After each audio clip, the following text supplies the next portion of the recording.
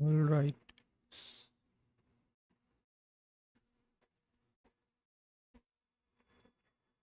What's up, everyone? Seem seems good. Cool. Okay. So,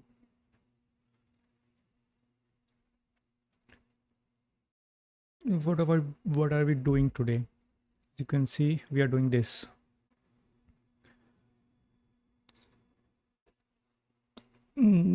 This is what I'm gonna implement a communication protocol. Something like you can say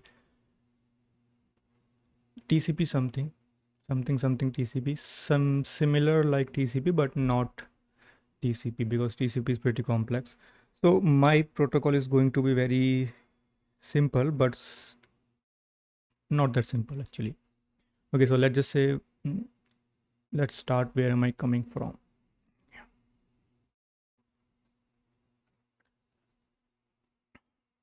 How do I create a new file, man?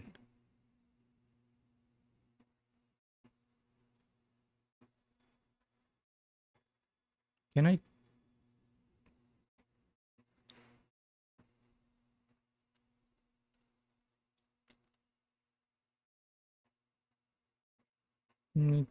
Document is fine, I guess.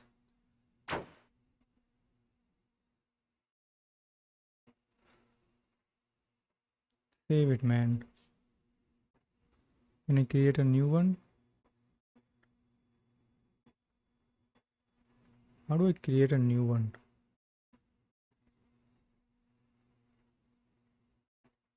Control N? Nah, that's.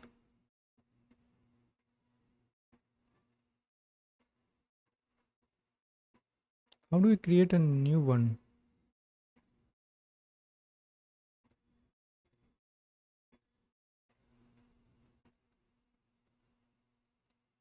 Hmm,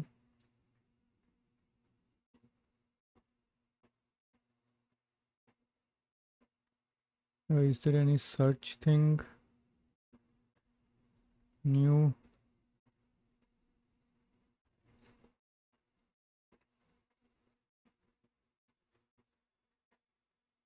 Nothing.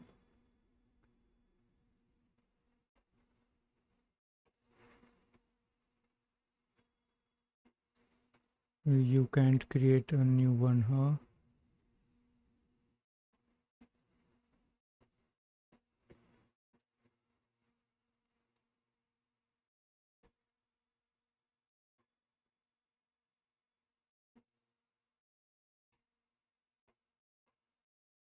Whatever.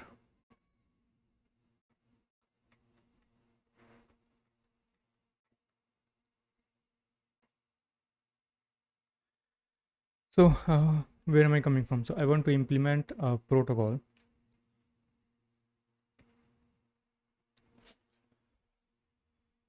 How do I approach that?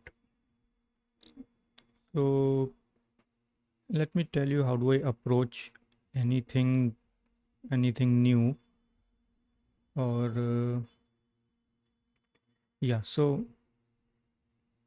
I start with this is something. This is how I think. A framework, you can say, thinking framework. If I'm starting something new and something ambitious, more or less.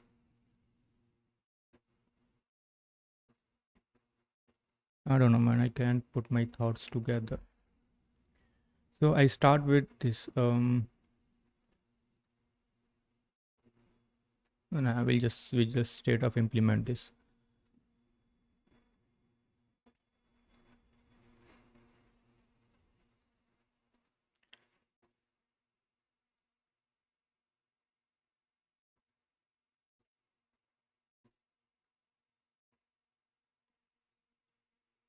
We are going to create a folder. I'm gonna call this.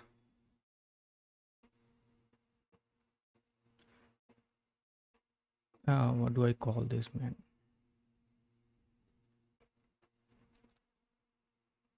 Protocol. I mean, it is a protocol, but still. be more creative.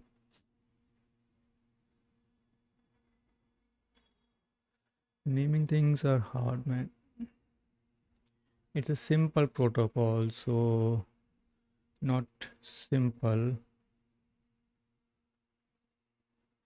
Okay, Simproto. Let's call it Simproto. Cool. MKTIR SRC and SRC UCH MIN.C.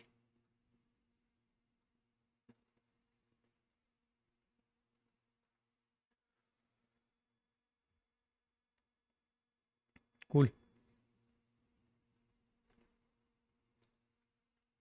Oh, one thing I wanted to do one thing, which was I was I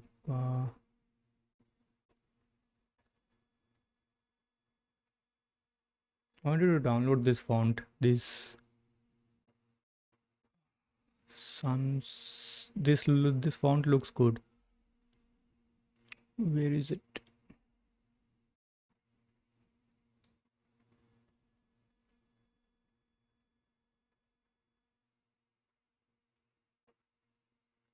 I also have got slab,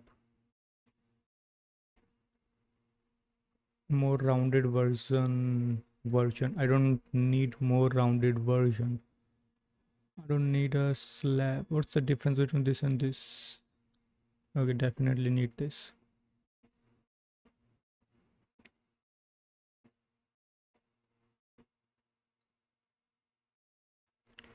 How do I install this actually?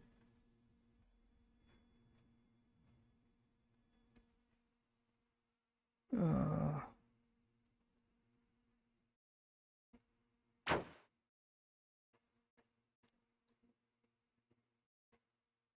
Wait a minute.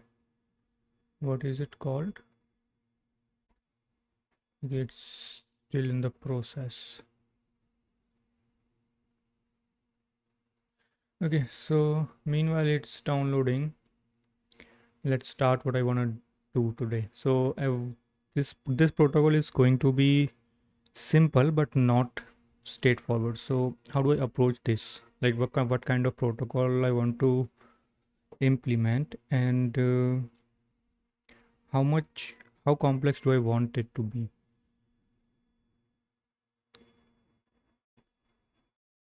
So the way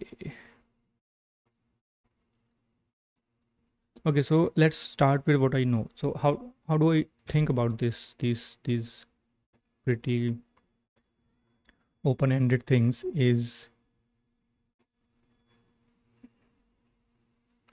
I start with where am I? Then where do I wanna go? Let's uh, state the framework first, then we'll start thinking where do I wanna go, and what's in my reach. So I answered these three questions, and I more or less know where I how to do things, like more or less. Like I'll just give you an example. So the first one directly uh, translates into, in this case, is what do I know? What do I know? But let's just not write it here, right? So this framework directly translates, in case of the protocol implementation that we are doing today, is something like this. What do I know about protocols? Then the second concretization concretization of second question would be, what do I wanna implement in a protocol, or let's just say how complex What do I want my protocol to do? Maybe complexity level. I don't know. I can't think.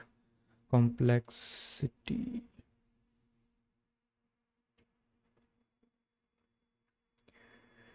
And what's in my reach? So this is like very smallest thing that I can do right now, which I am capable of. So what can I do just now, given what I know?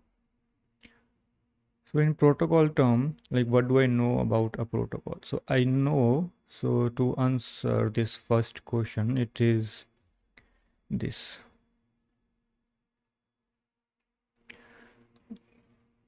So I know that every protocol is, let me just double check. Cool. So I know that every protocol has something called frame or packet, right? So the way I like to name things is I don't is something like this. This is my, right.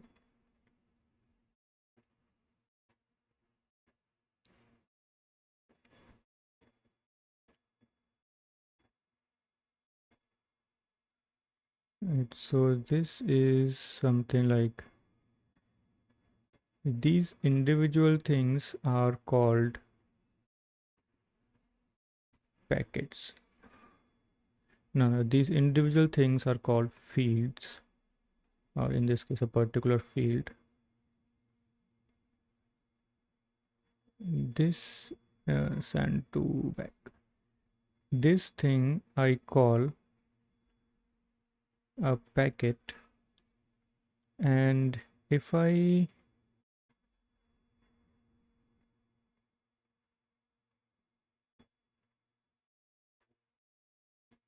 cool.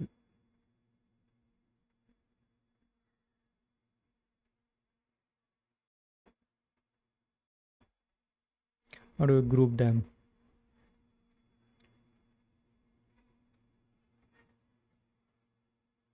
Right, and I think you get the picture where I'm going with this.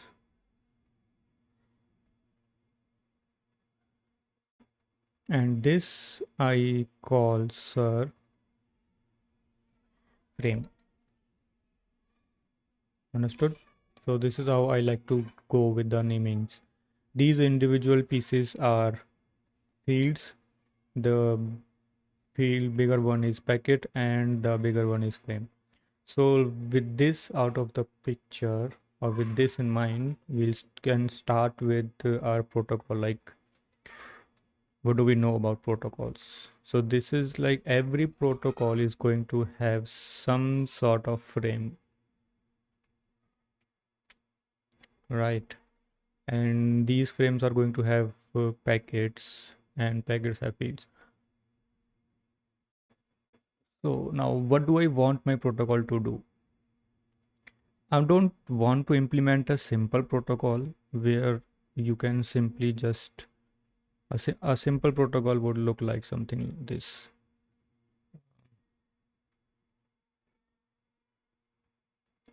Very simple one is like this. Was first one would be the size, and second one would be the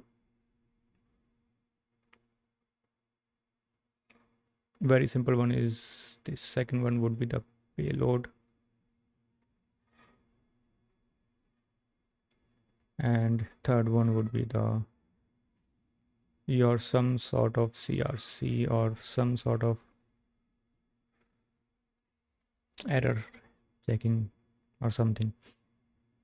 Right, so this is your very simple frame of a protocol, of a very simple protocol, in which I'm assuming that the protocol can only have this long of a payload. For example, if my size is 1 byte, then my payload can vary from 0 to 255 bytes, and I can ask CRC to be 4 bytes.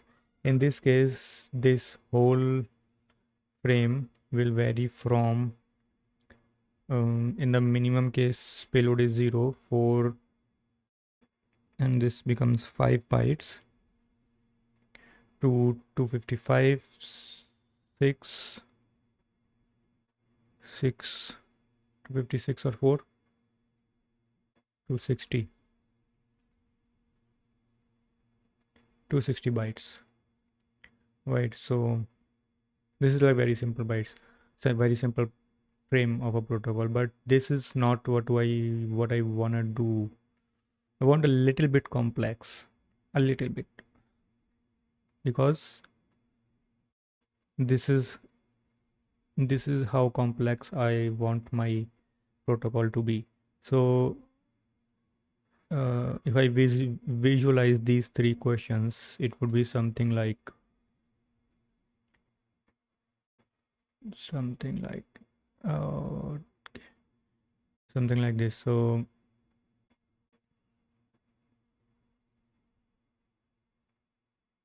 what is this?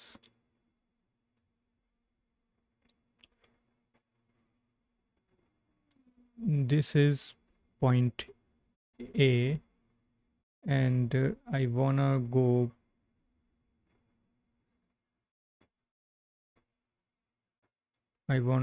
to this point. So this is what do I know? This is what do I wanna be?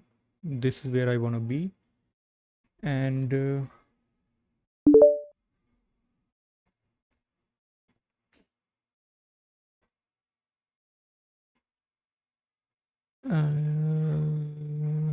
yeah.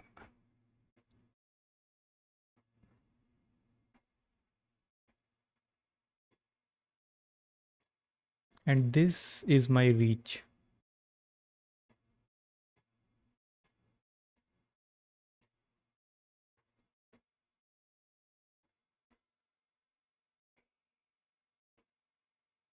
You can say,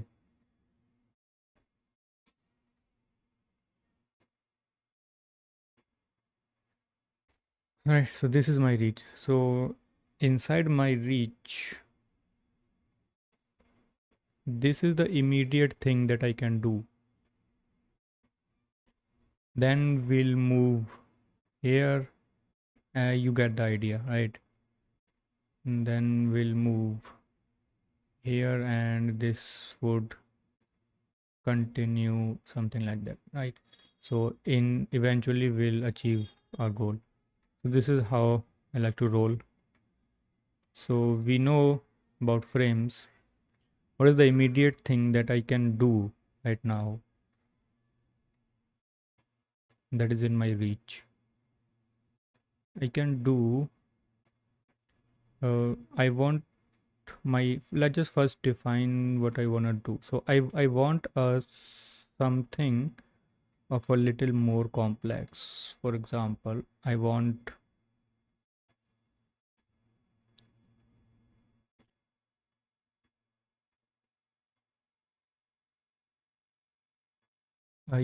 my frame to look like this. Um, this is of course is going to be size of payload, not the size of this frame. This is going to be size, and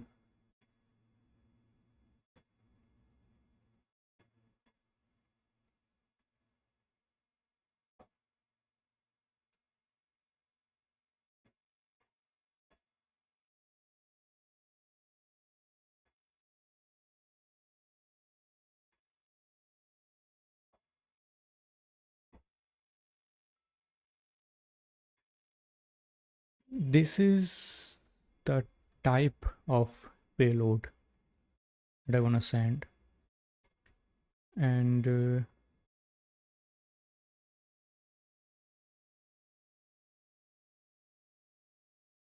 whoa, what is happening, bro?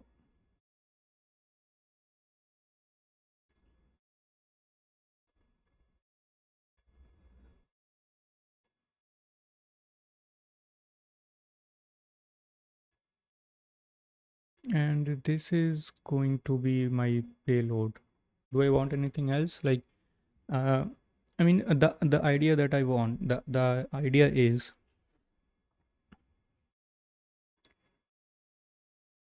I want to communicate any type of information. So for that, I need to know the type. So the type information would be here. So that's why the type here. This is the payload.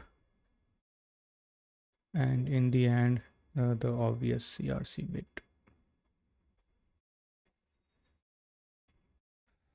Right, so this is how my frame is going to look like.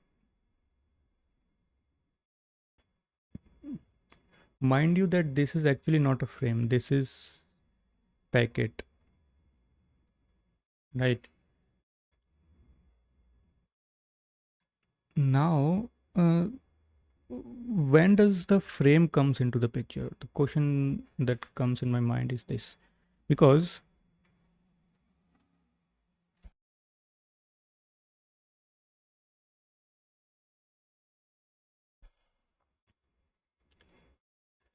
if I think from a hardware perspective, then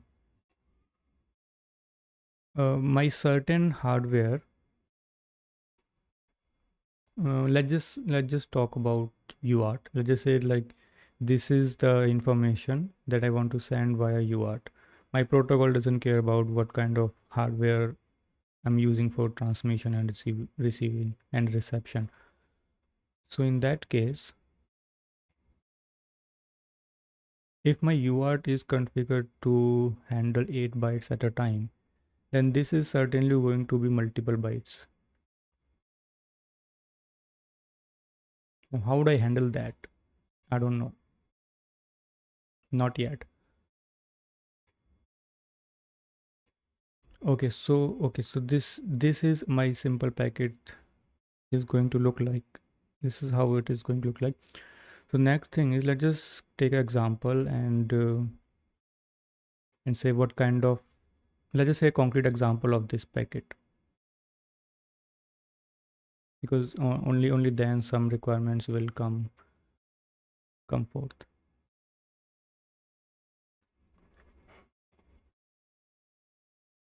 Now let's just say there is some sort of data which would okay, one more thing. If there are frames in the, if if there are multiple packets in my protocol, then I need some sort of order, like which packet comes when, right? I can't just rely on the underlying hardware for that. So to implement that, I'll have to introduce another information here. So this would be,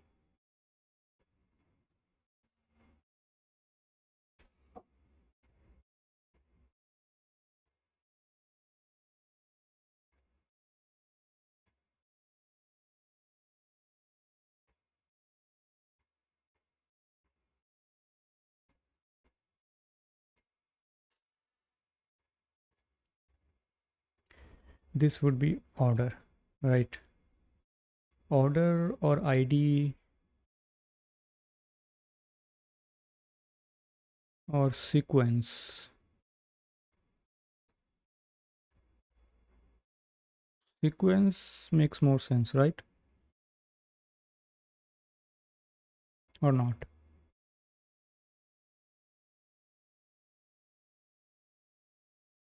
I'm gonna go with the order. Maybe I'll change it later when I feel like this is not a good name.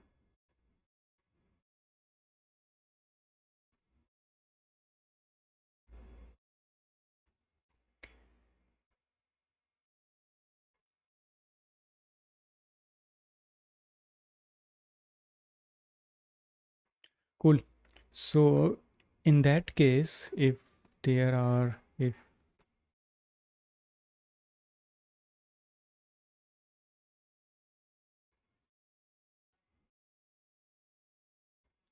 if there are multiple packets, then this order will tell which packet belongs at which position. Right. Okay, so the next thing that I want is a concrete example. Let's just say there is type of some data. Let's just say there is control type, means it only sends some control commands, not the data. So in that case,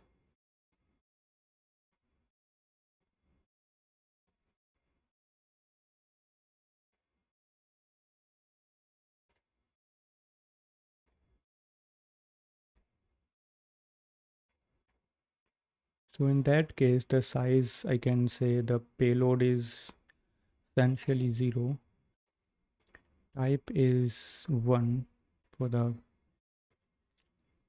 order will say 1, payload is nothing, because this type is in itself, no, this type only represent that it is a control type. So here would be the actual command that I want to send, and in that case this size would definitely not be 0. This would be the size of command.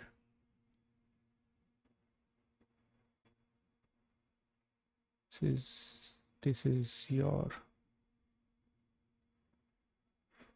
actual commands, and this is some CRC, fine. So in that case only one packet is required, which is cool. But let's just say there is some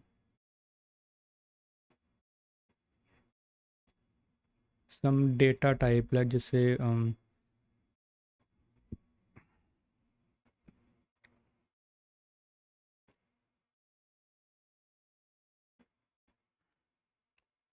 not accelerometer data. What kind of data? Temperature data are very small.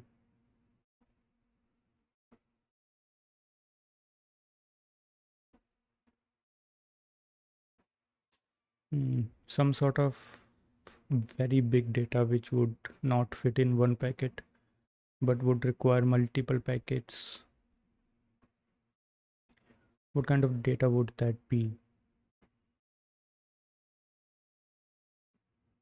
Okay, let's just say I have some sort of, I can't think of any sort of,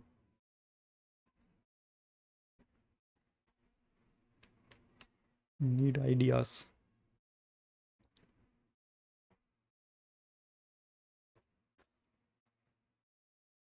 Hmm.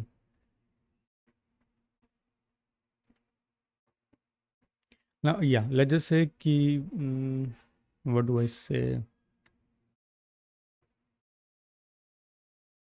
I have some sort of battery.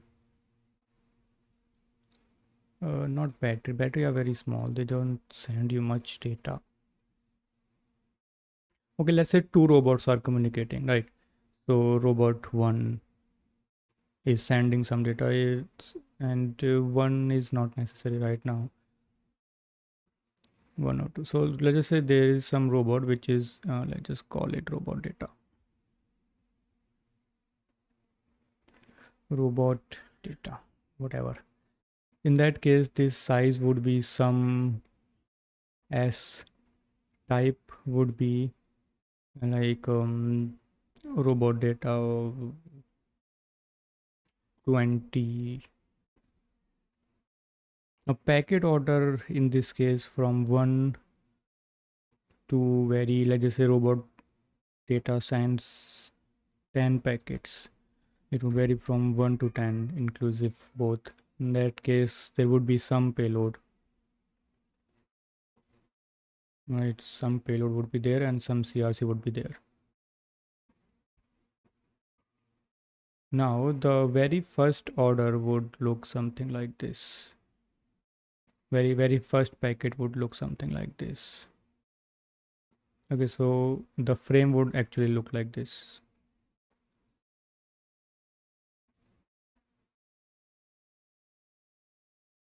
Okay, so I said 10 too much. Let's just call it 3. And because this is your 1, 3 is fine to illustrate this. Right, so there is only going to be 3 packets, and this itself, boys, is our frame of robot data type. This will tell me the size of this payload. So here in this case, let's just say initially what let's just say define the width of all these fields. So uh, its width is going to be 1 byte. For the simplicity, this is 1 byte. The order, number of packets,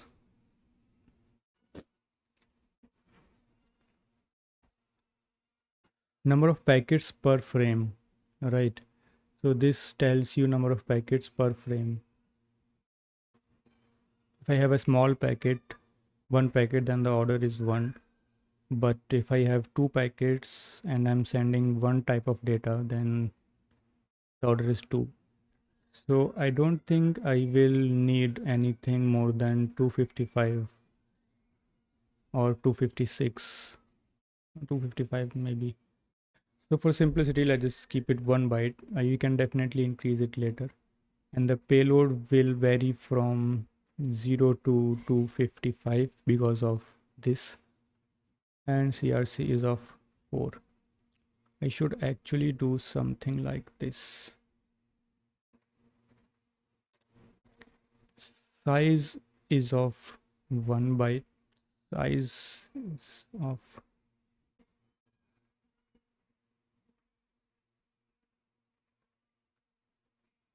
this is also of width 1. Order is also of width 1.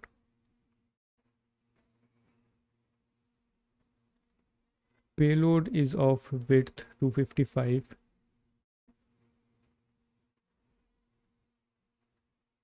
This is of width 4 bytes.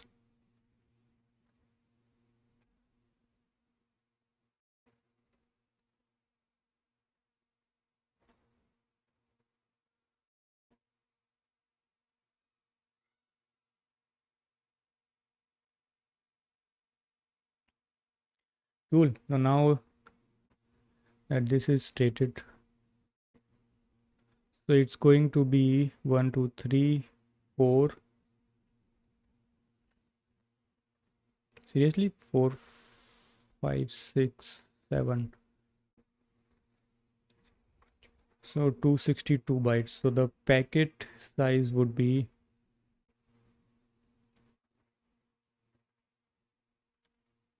packet would be 262, right?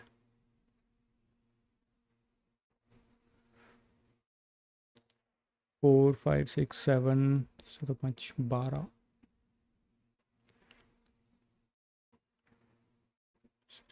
Cool.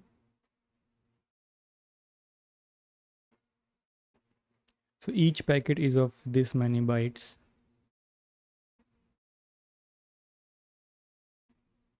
And the concrete example is this. It is right in this case. This is a much better concrete example. So let's just say initially I'm sending all the 255, because if I'm sending more than one packet, then definitely my payload couldn't be fit in one packet, right? In this, that means this first packet is all exhausted. That means that the size this will have is 255. Packet order some payload 1, let's just call it, and CRC 1. This also got exhausted completely, otherwise it wouldn't have been here. This is some CRC. Next is, let's just say it happens to be 255 to 20 bytes only, or make it 10 bytes. Do not get confused with this. Okay, so this is my third payload, which is of payload 3, CRC3.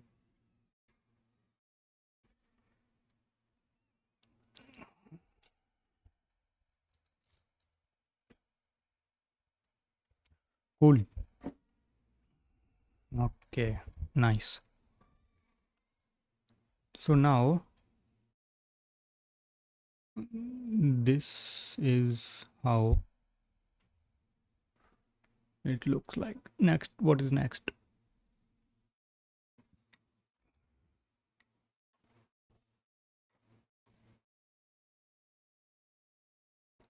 Now the frame is in the picture.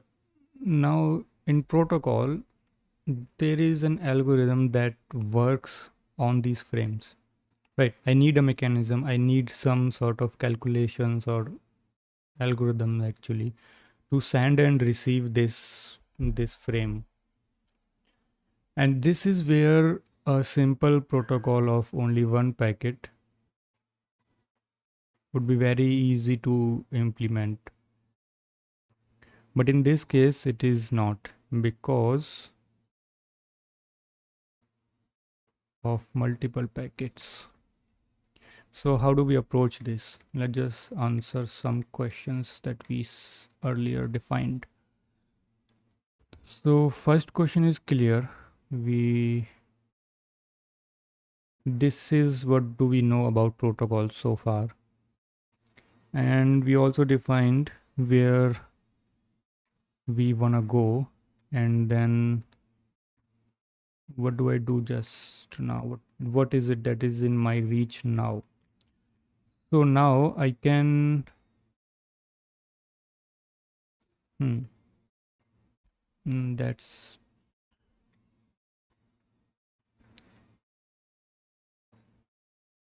okay. So this protocol is going to be definitely acknowledgement based, because I want the surety that data is there where I want it to be, so that the packet drops are not there.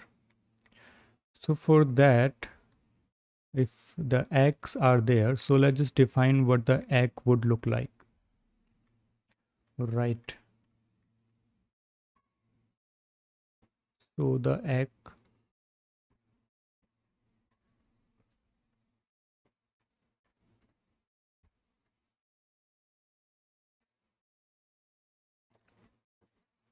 this is my egg type, egg packet. Right.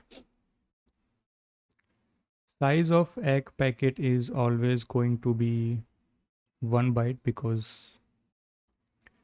type of egg packet, let's just say 2. Order mean we don't even, so the type is 2, size is 1, order is 1, payload. Do egg need to have any payload? I'm initially guessing no. Some CRC. This is our egg packet, and now similarly this is our neck packet. Right, so the concrete example is this.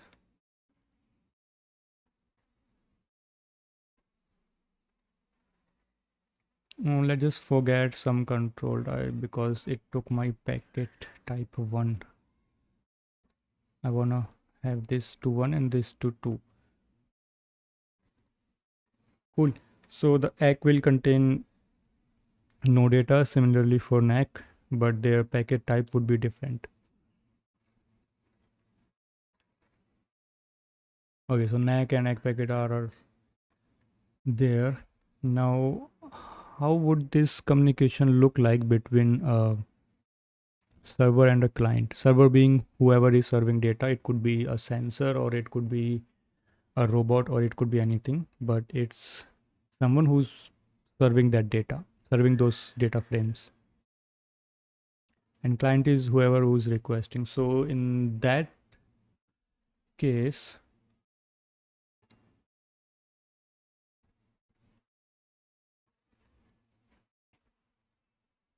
this is my server and this is going to be my client. Okay, so now one more thing is clear. Now they need a mechanism to initiate and end the conversation. Alright. For that we can define another packet type.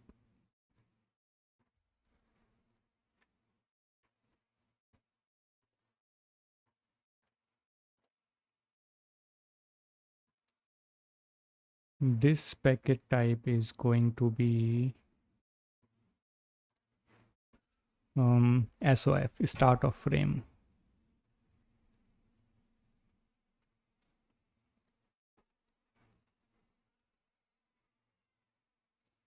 Right? Sound fancy, huh? Similarly, to end the conversation, we need an end of frame.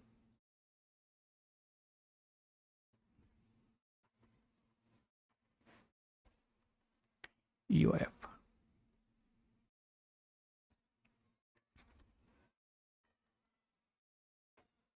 Start of frame would start from third and end of frame would be 4. I'm just putting numbers right now. And they will not carry any data. So okay, so these are going to be 0 bytes because payload has no byte at all. Same goes for this in that case.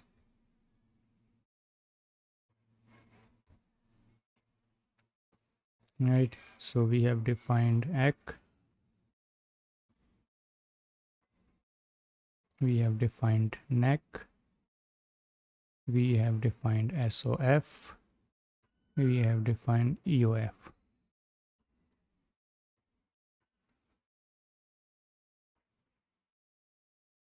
Cool.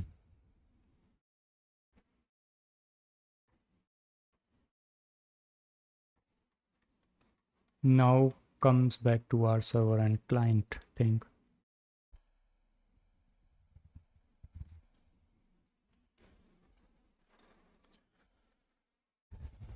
So who would initiate the conversation? So the conversation would be initiated by our client.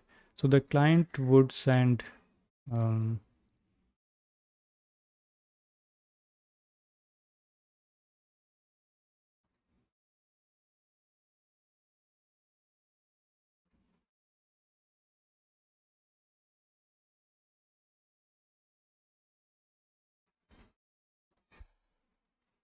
the client would send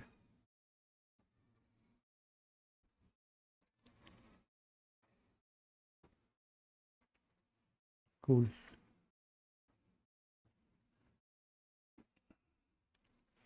So the client would initiate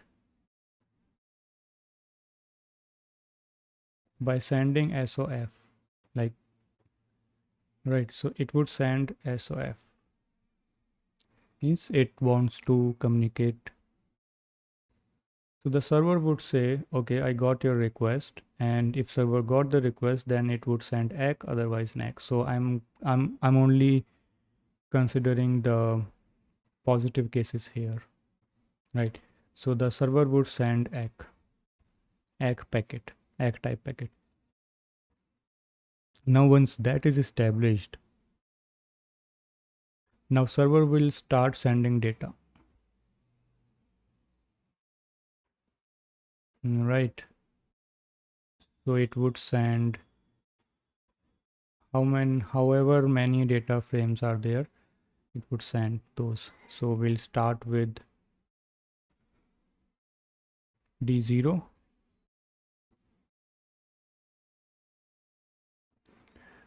to DN, assuming there are n data packets, whatever in between, right? But let me just do one more thing. For every packet received, for every data frame received, client would say, yes, I got it, or yes, I did not, or I did not got it. I mean, if client did not get it, then client will never know to send anything. In that case, the server will retry for some time, let's just say 5 times. And if the client doesn't send ACK in these 5 times, then the server will just terminate the connection by sending SOF. You may ask, why is it sending SOF if it is not reaching to client?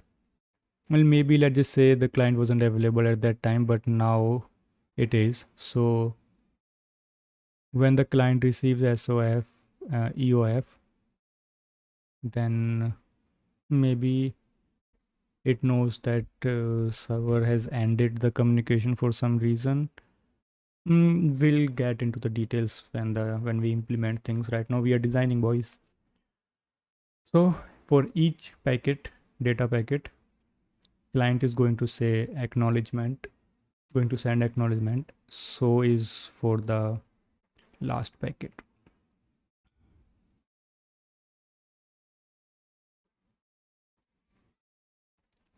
ACK. Cool. So this is how our communication will look like. And in the end, when the server says like, okay, all the data packets have been sent, now the server will send EOF.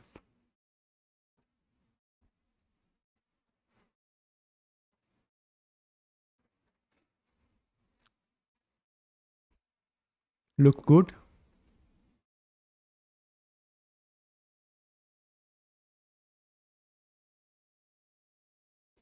And maybe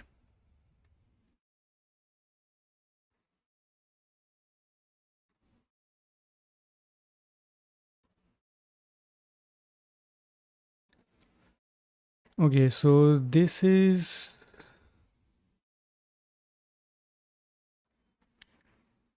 concrete examples.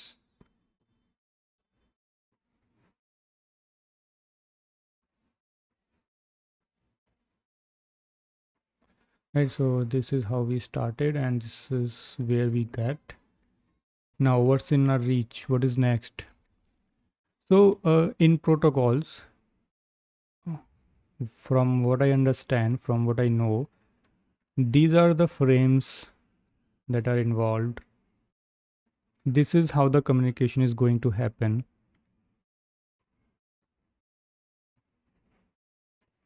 Now we need an algorithm to do this, And instead of going for if and else, which would be like jumping into the implementation directly, what I like to do is start with a state machine, no matter how simple it is. Because state machine is always good, always better than if else. So we had frame, we had packets, we had packet. From packet we defined frame, and from frame we got some communication back and forth. And from this communication we can extract states, because this is essentially a system's behavior, right? And from here we can extract the state or the states of the system. How do we do that? Well, we have to dig deeper. Okay, so initially the server does nothing, right? We don't know about client. Let's just implement server first. So initially server does nothing until it receives SOF. This part is client going to initiate. Cool. So basically server is in waiting state or wait state, right? As soon as server receives an SOF, it sends acknowledgement, then it sends data.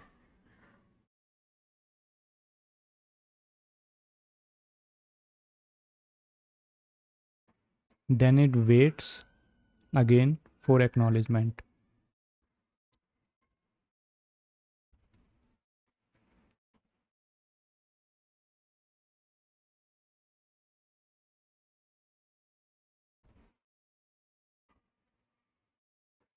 If I could add another acknowledgement from here, which would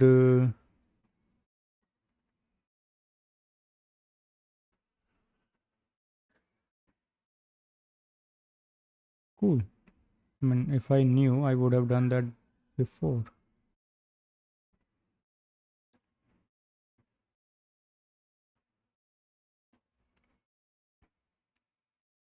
Because why did I add this? I'll say it. The server is in wait state. It receives SOF. It comes out of wait state. It sends some acknowledgement. Then it again comes into wait state for the ACK. Makes sense. But if I did not have this ACK, then server would immediately send D0. And I don't know if client is ready to receive it or not. So either I put some sort of delay between these two packets, the ACK and the D0, or I implement another wait, or I ask client to tell me that he's ready or she's ready or it is ready. It is ready. I think this makes more sense. Right? It even keeps these things like one and back and forth. So it waits, then it send the wait, send, wait, send, wait, send. Same goes for client. It just sends, then it waits and waits. I think it makes more sense to put it here.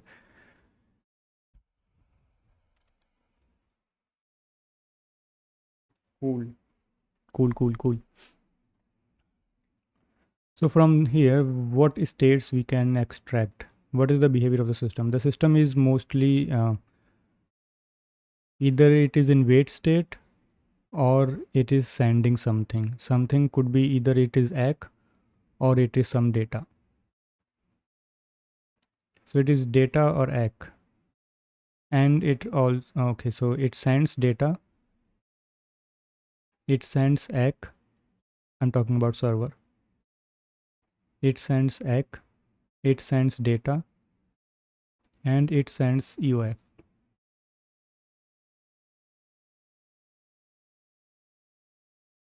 So the behavior of the system is either wait or send. So from here we can go forward with our guesses. Like if we talk about server, then server has either a state called wait or server has a state called send state. What is it sending or is waiting? We don't know. We'll see what we get out. Okay, so what are the transition events? Okay, so transitioning events are the events which makes the state transition. Means if I'm in the wait state, what events are going to make me transit from wait to send? So if we go by sequence, this is basically a sequence diagram, right? So if we go by this SOF, so as soon as whenever my system runs, my server by default comes into the wait state. That means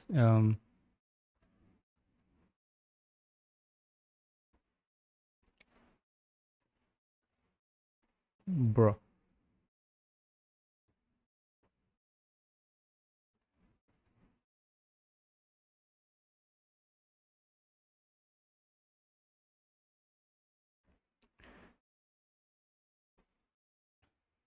What? How do I fill it?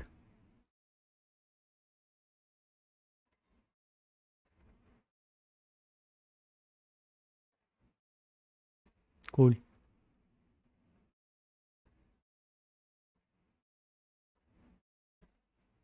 It's already black, bro.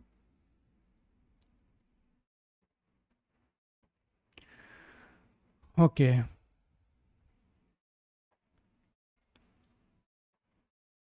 So when my system starts, so initially, I just call it init for the time being. We don't know. So when the system initializes, it goes directly into the wait state, and from there,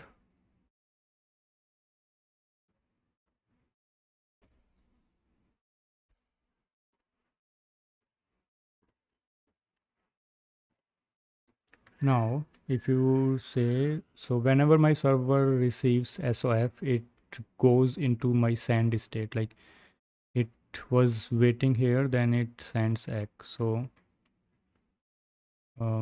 this is my state transition basically, which is um, what do you call, if I receive SOF, then I go into my send state. I can see the problem coming, but we'll deal with it when it comes. Okay, so now my system is in send state. It basically sends the acknowledgement. We'll worry about what is it sending and how does it know what to send later. For now, it just sends it. Now, as soon as it sends, it gets back into the wait state. So let's just say some event. Uh, some event came, which is called sent event.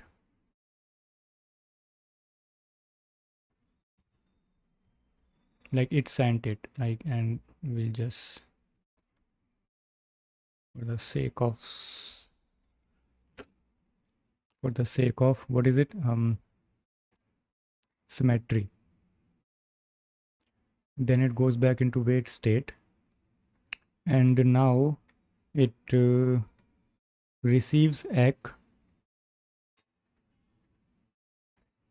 and then it sends, then it also goes into send state. So it again receives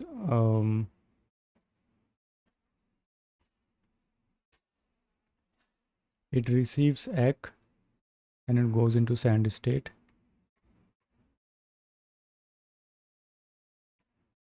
Then it sends D0 or data, which is sent. Then it comes back into wait state and waits for egg, goes into send state. Cool. Now it goes back and forth.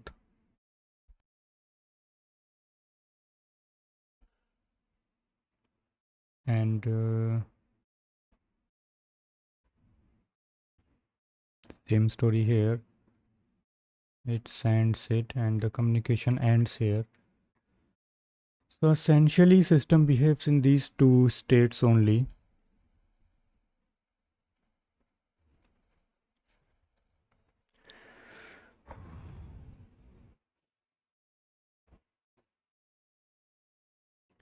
Now I feel like I should add more states, because otherwise what the problem is in this, in only two states, is that there would be a lot of if statements in here in the send states, because sometimes I'm sending egg, sometimes I'm sending data, and sometimes I'm sending EOF. Although there are only three if conditions are going to be there, three or something like that, but still I feel like, or maybe we'll come back later when we actually implement it. Generally, like this is how it is going to look like, the frame.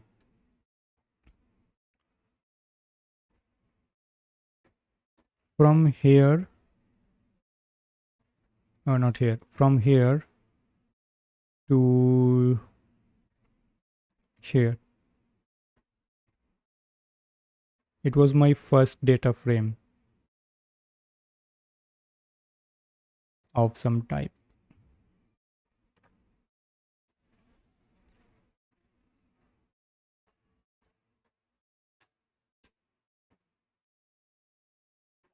Now comes the, like, we have come so far that it feels like I should start implementing, because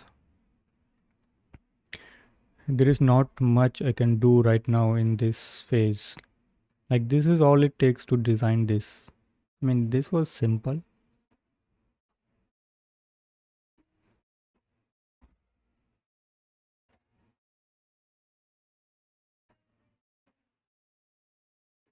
Where should I start in that then if I implement it? So I was somewhere, I know where I want to go, and I know what is in my reach next. So the next thing that is in my reach is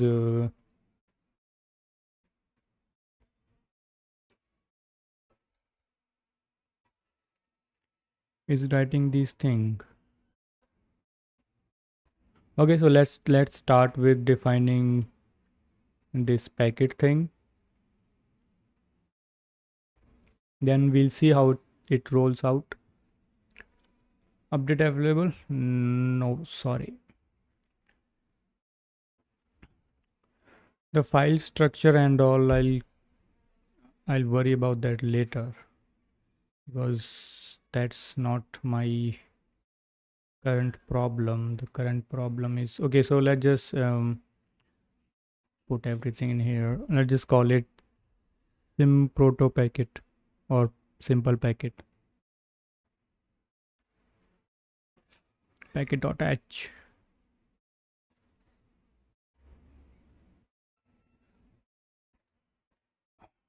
Man, can't type, can I?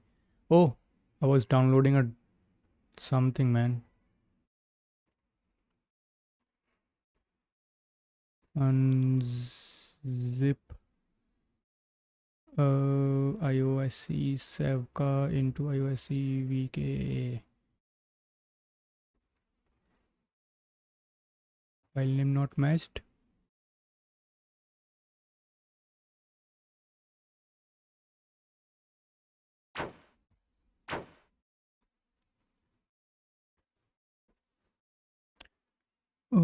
D directory.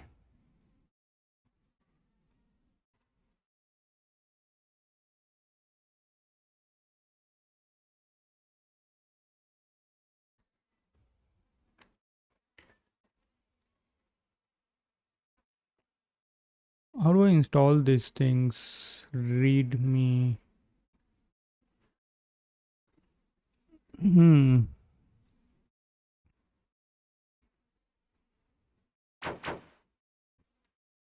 There any installation? TLDR, pick your font family. If you're limited to mono-spaced fonts, then pick NFM. If you want to have bigger icons, usually around 1.5 normal, right, pick without mono. Most terminals support this, but if you work in a proportional context, GUI element or edit representation, etc., pick a font with this nerd font. If you want to have bigger icons, pick a font without mono. What do you mean by bigger icons?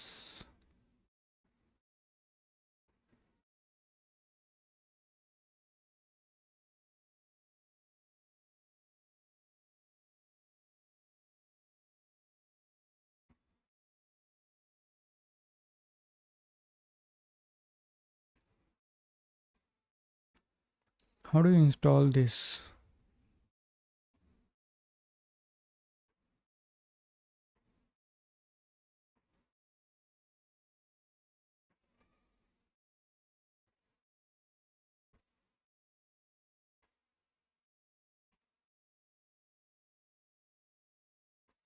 For Linux user, you could use the following command to download all the TTC package in the latest release.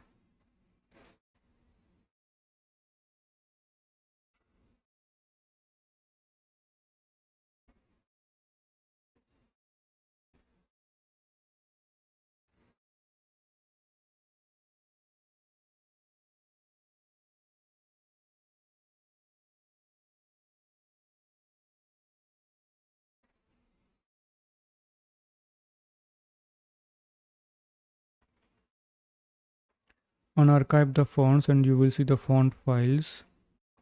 uh, this repository does not maintain any package manager distribution. The packages listed below may not always be up to date.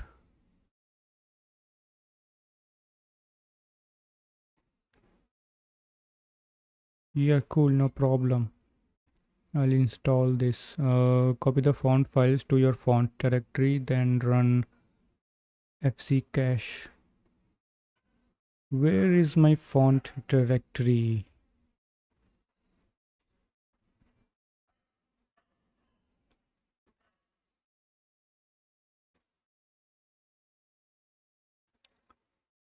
Uh,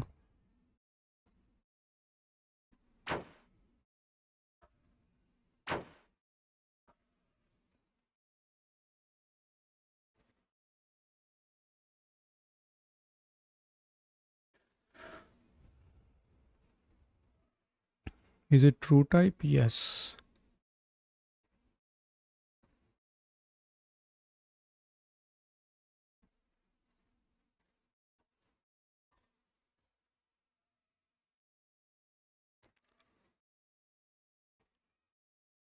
Query font. Do I have any? iOSefka LMN?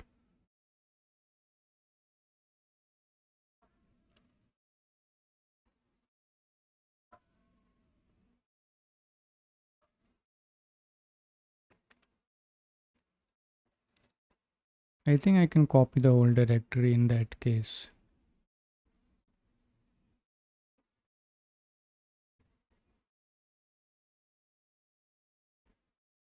Uh,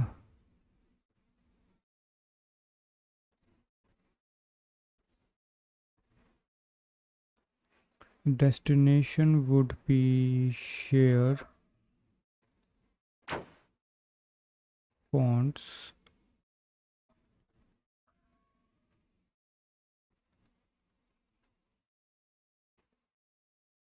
Studio FC cache.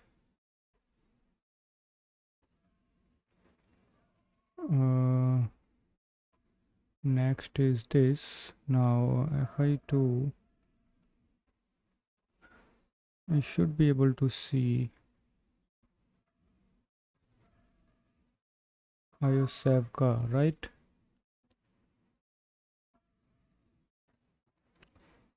When it is installed, or is it not? Oh, it is not installed. What the fuck, man?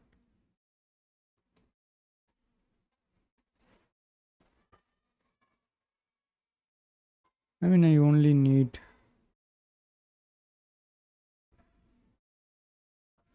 Why isn't it installed? Can't I use it like?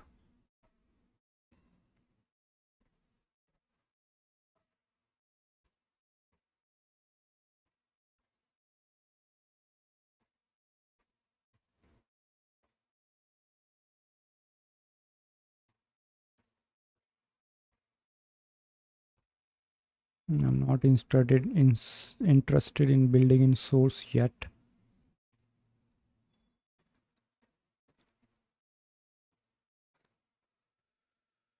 Hmm.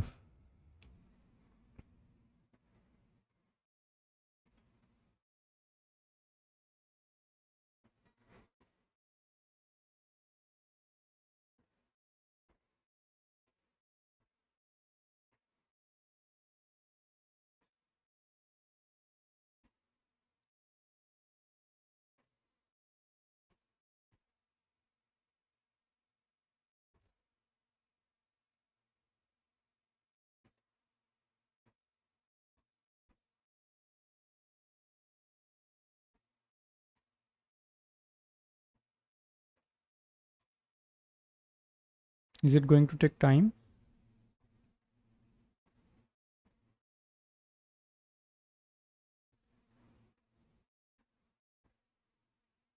It was very simple in Windows, man. I just downloaded it and copied it into the fonts directory, and that was it. Sometimes Linux is pain in the ass.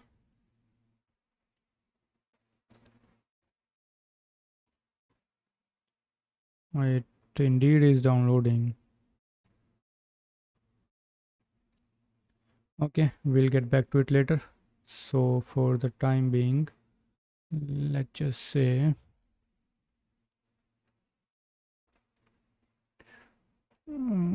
let me just check, do I have iosf not fonts mono?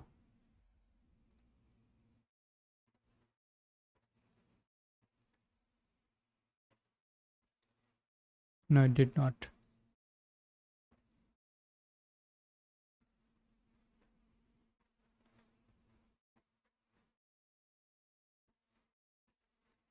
Cool. What is our packet going to look like? It is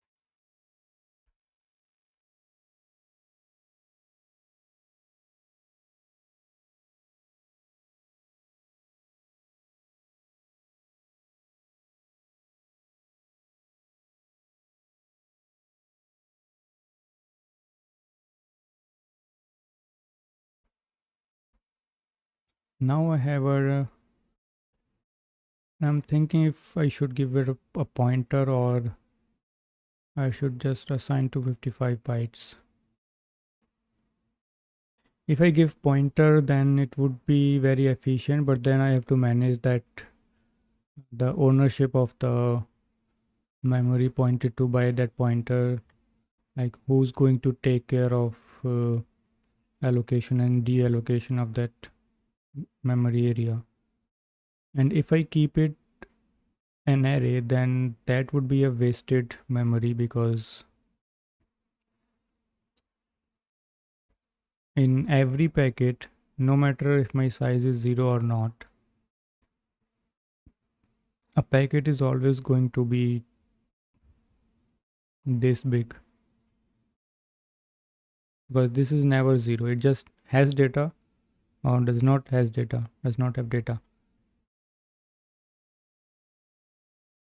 but its size is never 0.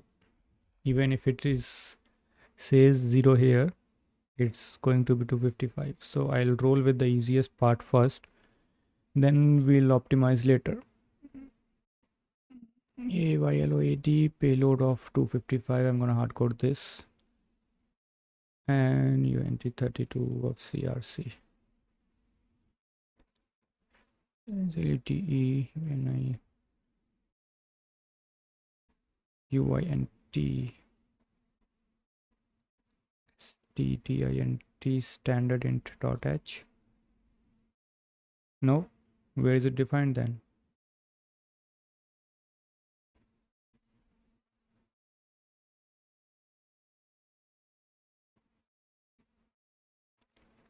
Where is it defined? Standard def. No, man, I never remember this.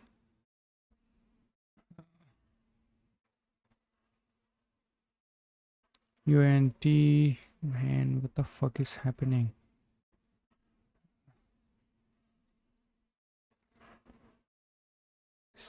Standard in .h? Not really, bro. Int type .h.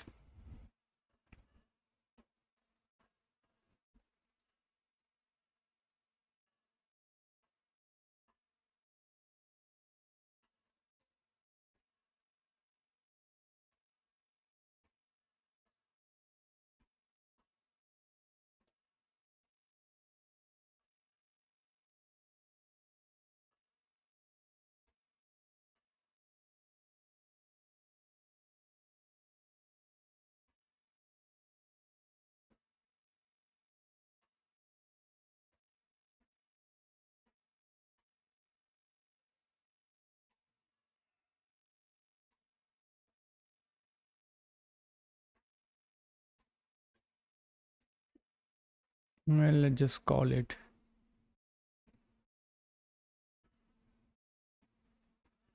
payload size.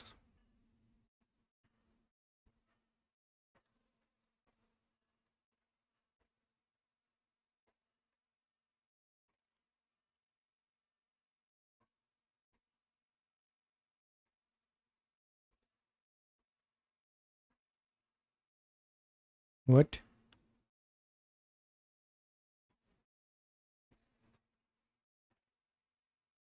Why the fuck are you?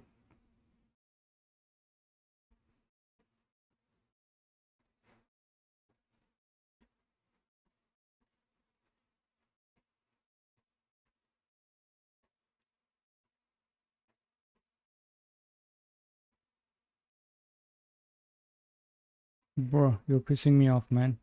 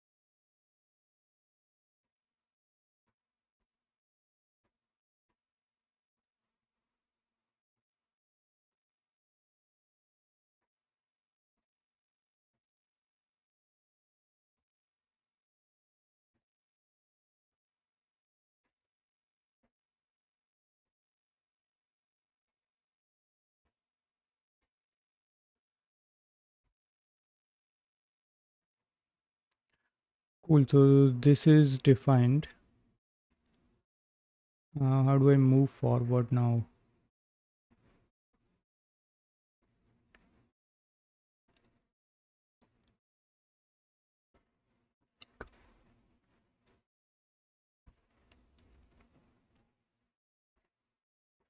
I don't know if I should keep it packed or not.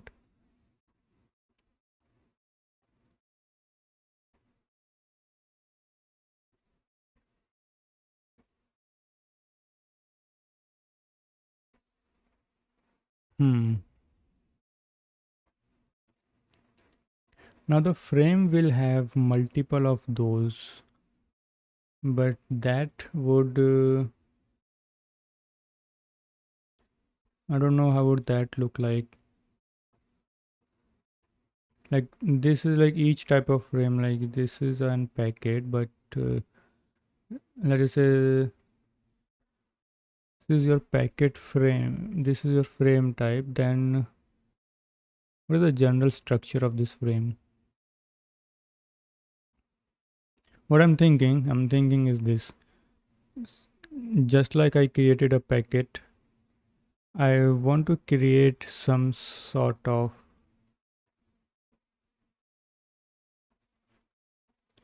this thing, but I'm not sure what do I want to put here because this is a generic frame and the number of packet a frame has is going to change depending on what type of frame it is. If we take example of robot data, then in case of robot data, we have a frame with 3 packets. Similarly, it's going to change, so I cannot create something. I really don't want to do object oriented right now. Just do it later.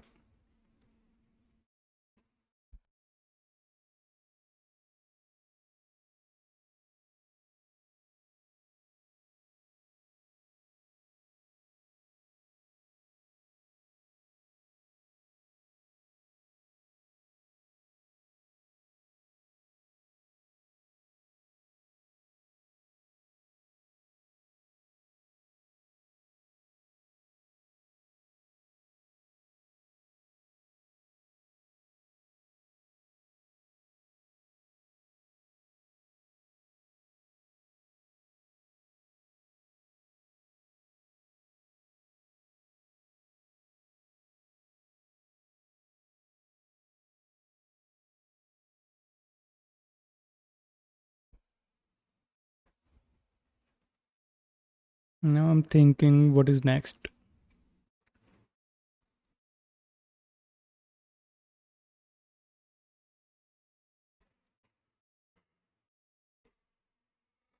Well,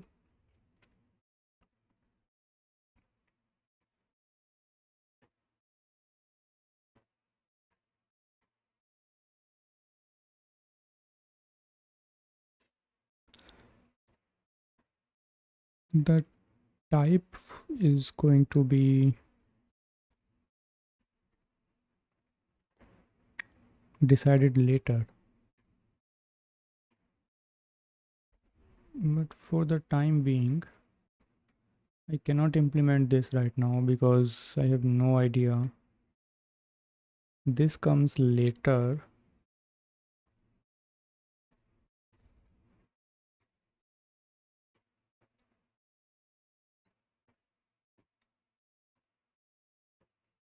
Then what is left? Okay, so I can see that only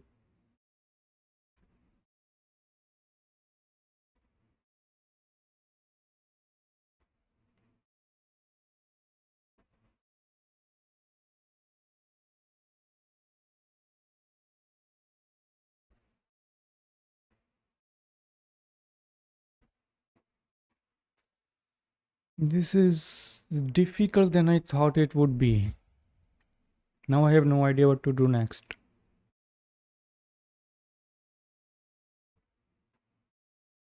What can I do? What can I do? What is it that I want to do? But I want to implement this, but what is the next step? Hmm. Write functions around this frame, like creating these frames and all that? I guess so. Like only logical thing to do next, right? Like I have defined how it is this going to look like in code. Now the next thing is how to form this frame.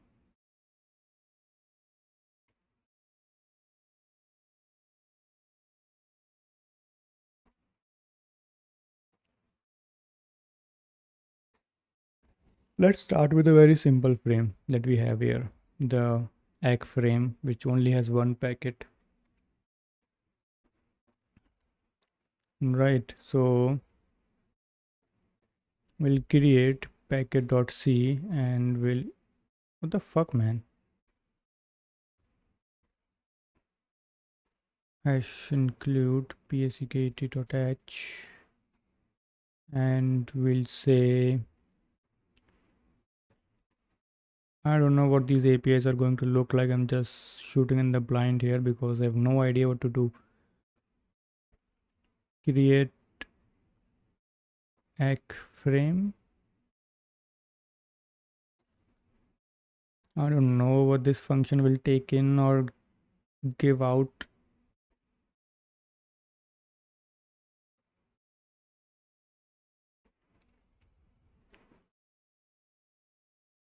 If I make a generic function which would like create frame, then it would ask for all these payloads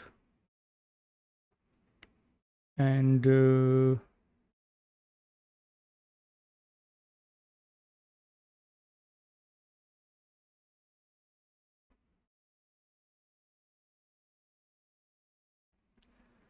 the some general flow that I can think right now is something like this. Whoever is using this library, let's just say that this protocol is a library. I mean, it is obviously. So the user of this library will do something like this. The user have some data. So the user have some data.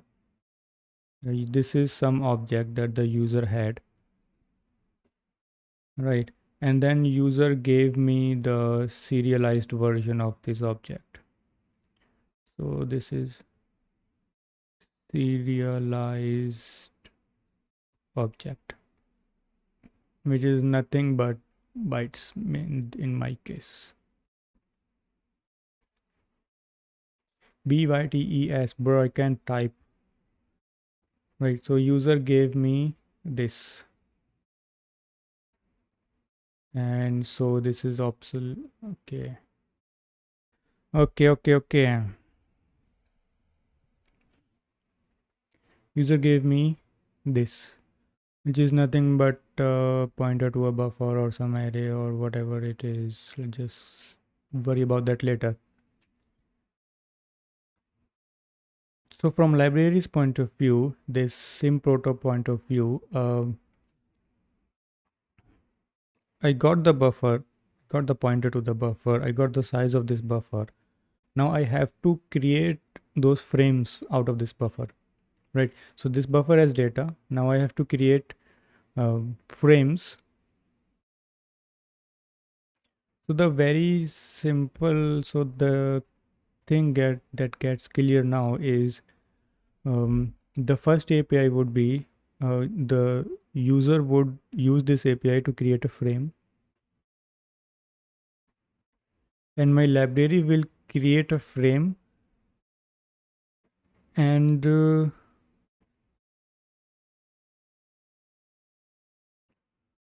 would give user what? Would give user a serialized bytes or something else.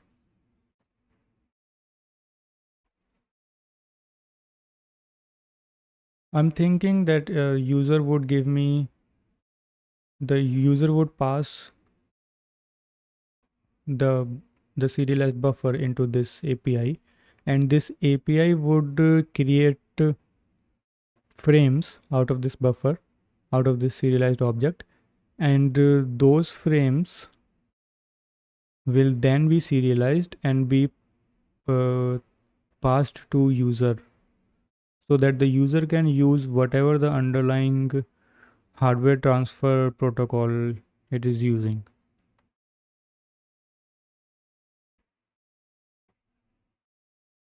Okay, something like this.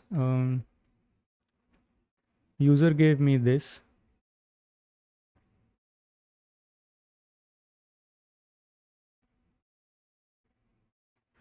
It's better to write function.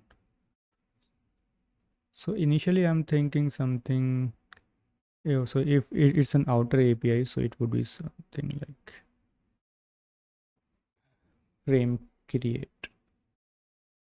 And I would ask user, let's just say what information I need from user, because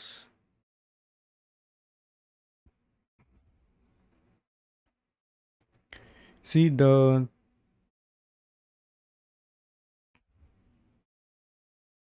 these payloads will get created out of the size of the buffer that user passed. So thus these size parameters and this payload will be embedded in the passed buffer itself. So I will not ask for individual sizes and this, but the type would, I would need the type. This would be calculated again, and these would be calculated again. So all, so whatever the information I need from user is the packet type and the payload and its total size. So I would ask user to give me the packet type,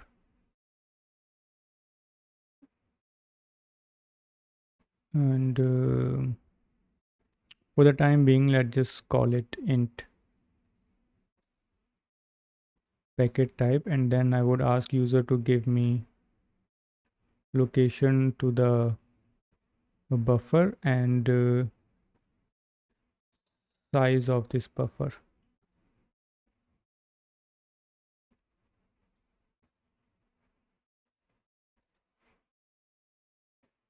Come on, man, where are you defined?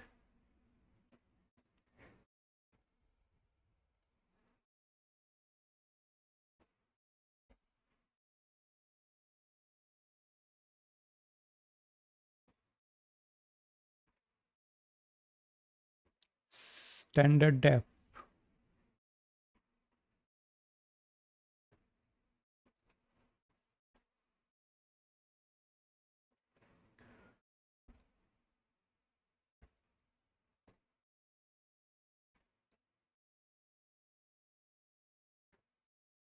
Now, how do I encode the parsed payload into this buffer thing? That is a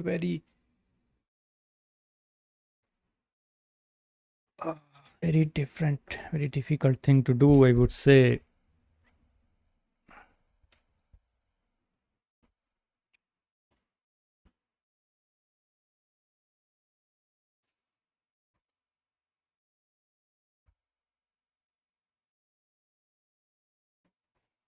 Okay, so user would pass me the packet type, the buffer, and the size.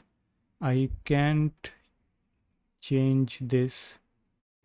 I change the pointer? I don't know, but I can definitely can't change the data that it points to.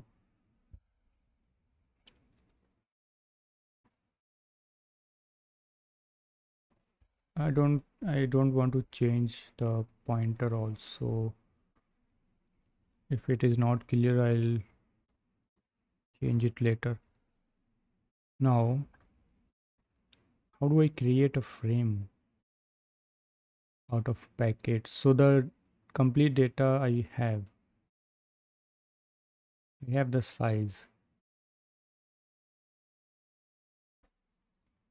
I have to create packets. So I have to figure out how many packets can be created out of the buffer that the user passed. Actually, the size that user passed.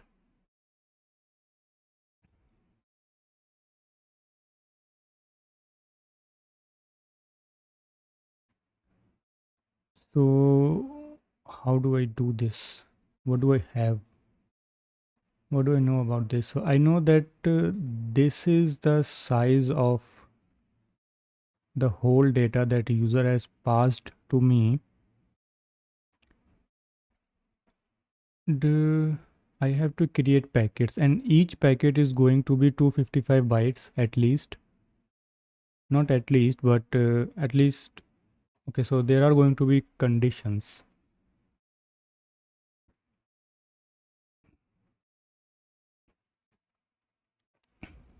If the size of this is less than the size that uh, this can carry, then there's going to be only one packet. If the passed size means if this value is greater than 255, means if I have let's just say 260 bytes, in that case the first packet will be formed and the second packet will have some bytes. Packet type is pass cool, packet order will be calculated. Now how do I do that? So for that to happen,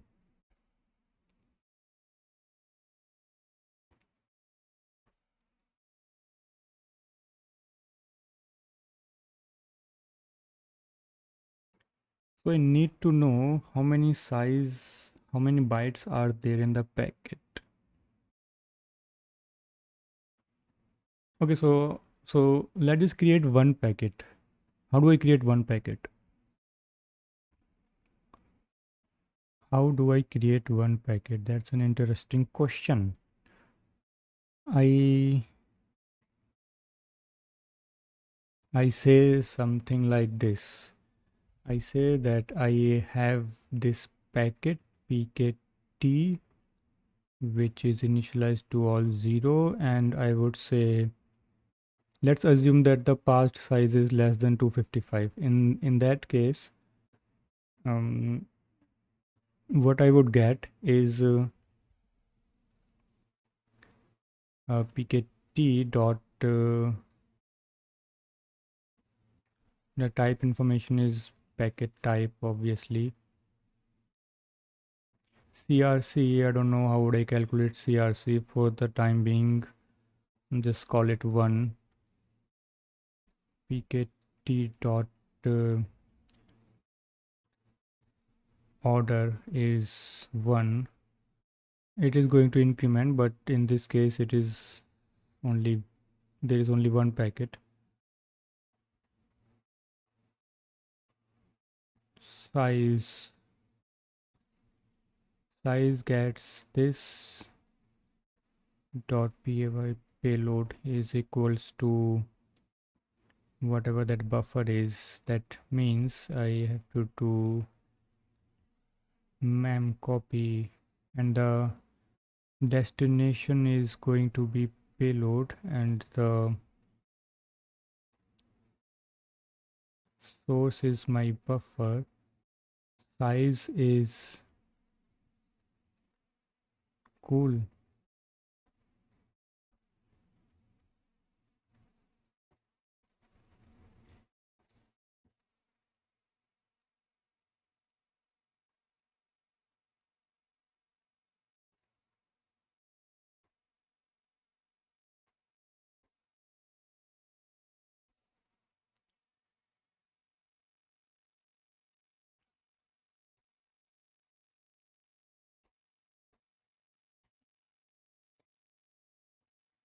But now my question is,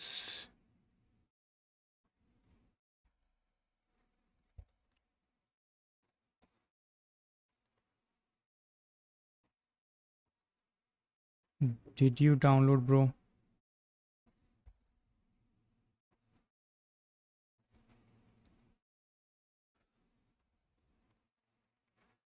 Man, I really want those fonts, man. Those are just too good. What is the recent file? Is it the recent one?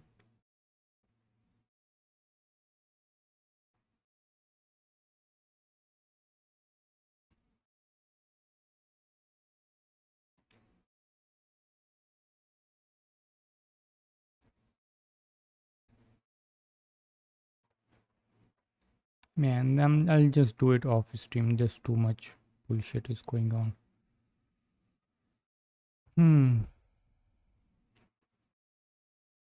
But this is very simple. It is not how it is going to be. So this is only the case. This can only happen if if the past size is less than this. So if that is the case, then let's just put that condition. So if my size is less than payload capacity,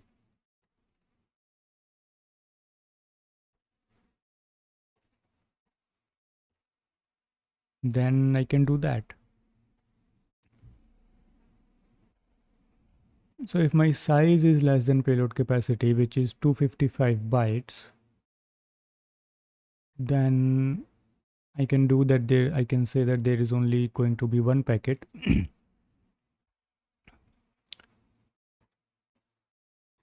It works in that case, but I'm creating a frame, so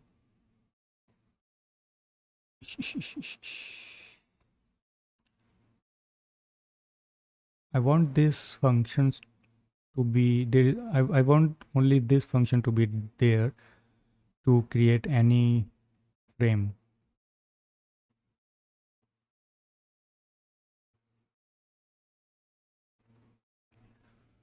My first packet is calculated like this.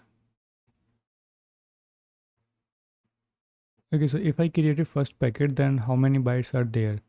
And if the remaining bytes are again, okay, so I have to calculate remaining bytes. So if the remaining bytes are greater than 255, then I take, okay, so it's spanning out something like this.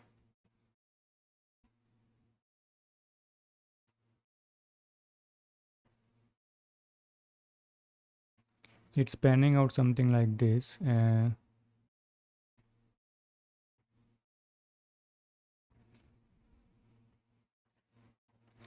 Initially my pointer is here, let's just say, right?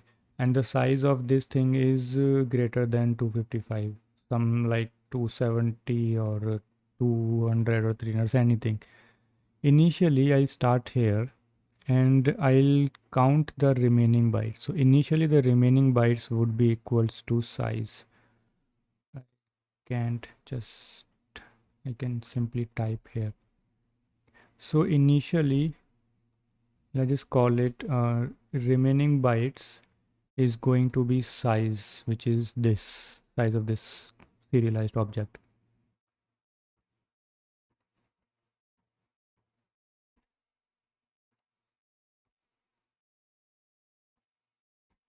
Right. So initially my pointer is somewhere here, which is, let's just say that this is the pointer and it points to initially here. So it starts, so the remaining bytes is this. So I condition runs, forget about this for the time being. Right, so remaining bytes, which is size t, remaining bytes are initialized with size.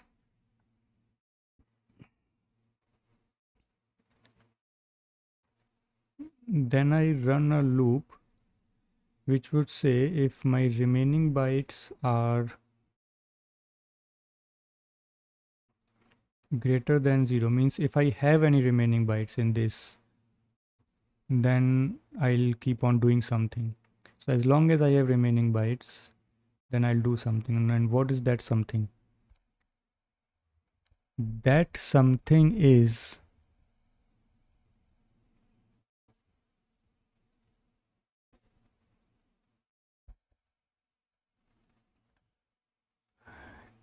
take 255 bytes. No, but I don't know if this is greater than 255 or not.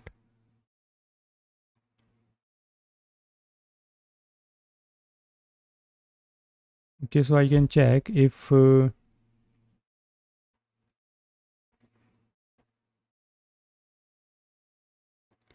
remaining bytes is this. If my remaining bytes are greater than payload capacity,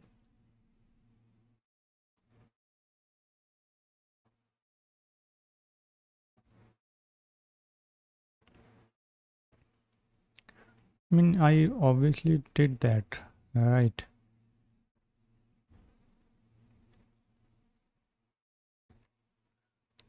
I can say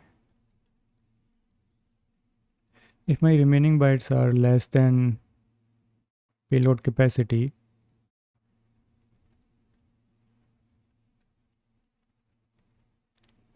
then packet type is already defined,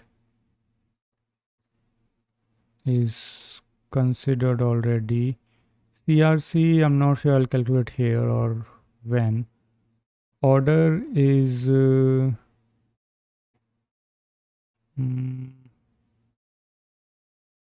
and I'll take care of order later. Size part is first.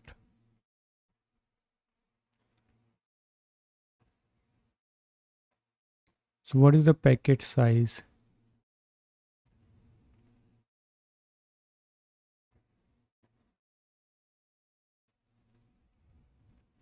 So initially, let's just take a condition and then we'll move forward. Otherwise, this is just going to be a blindly going to be our.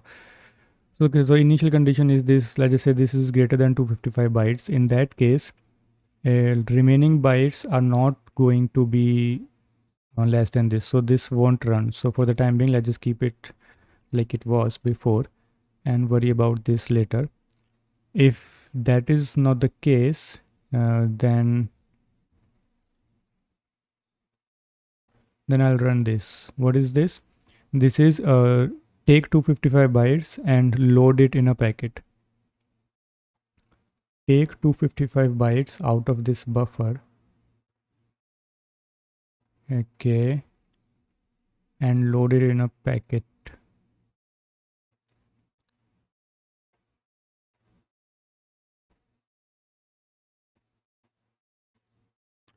But this is one packet here. I cannot load multiple packet in one packet. that just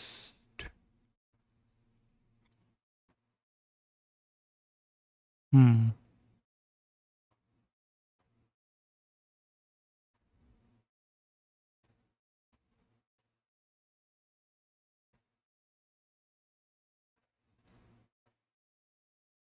my life.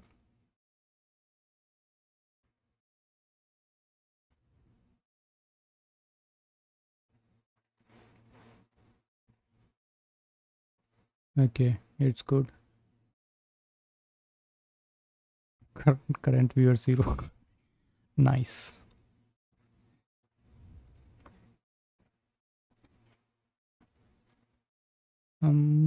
Where was I?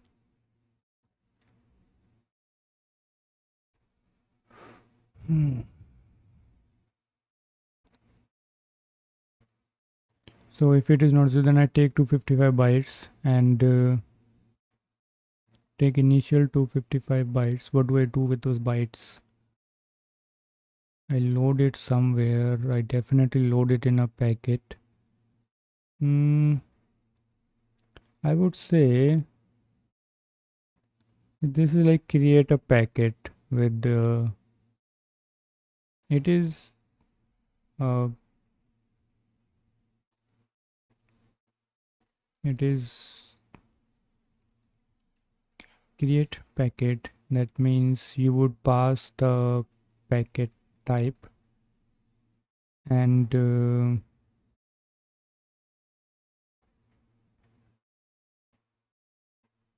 I don't want to do another function right now. I want to implement the logic. So the create packet, what does that mean? That means I take these bytes, type packet type is already there. Take the first 255 bytes. And what is this?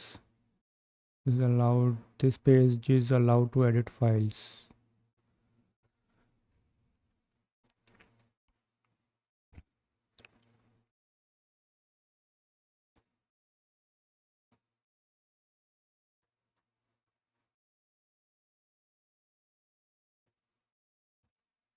There are so many thoughts coming in right now, man.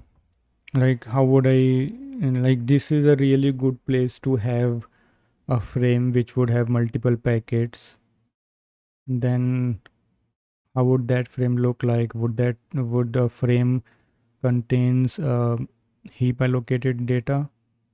Because I can't foresee how many packets are going to be there inside this function, because it could be any packet type and with any length of data, for which it only makes sense to have a heap allocated, but I can always put an upper limit in an array if I keep things simple. But even if I put an array, then some piece of code has to manage that array. Then essentially that array becomes a memory pool from where frames will be allocated and deallocated. Becomes a memory management in itself. I don't know what it to simply have here. Okay, it's important to make a progress here rather than after going after perfection. So first let's make some progress. Take a 255 bytes and put it in a packet. I'm saying this is my packet P. I don't know if it makes sense or not, but progress is important right now because I'm halted. It says take 255 bytes and put it in a packet. Um, Take 255 bytes payload and put it in a packet. From where am I taking 255 bytes? I'm taking 255 bytes from this buffer, but at some offset. Now here initially this offset is 0.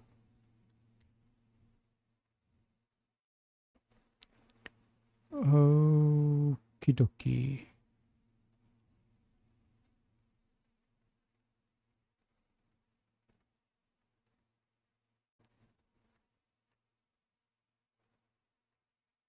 So I took 255 bytes from this buffer and put it here. So initially this is 0. I put this inside this payload, and now I'll increment offset by payload capacity, and I'll say that remaining bytes are decreased by payload capacity.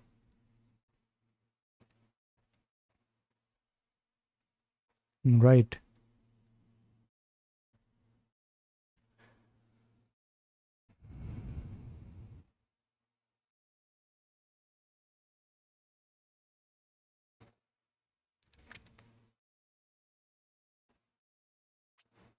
But this payload,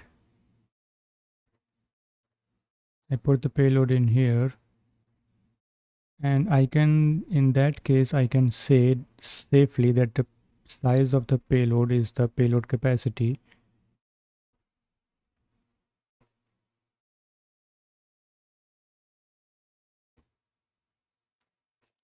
So the size done type.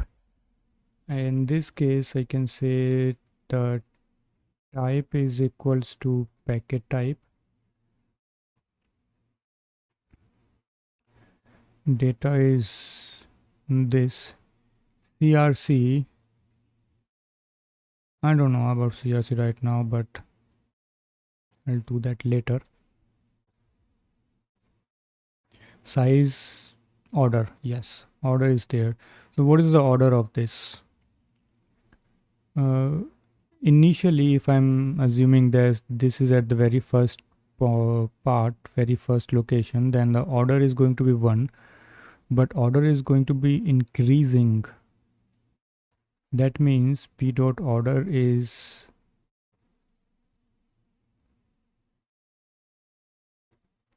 plus equals to 1. No, not this order. So this order would be whatever my order is going of the packet, and the order is, it's an integer 8.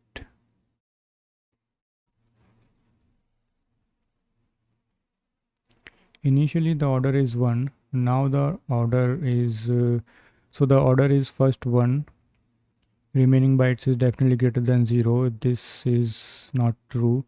Comes in here, defines a packet, size, packet, order gets 1, packet type is comes from upward, comes from here, capacity is definitely 255. I copy the payload and I increase the offset, and I decrease the remaining bytes, and I increase the order by 1. All right.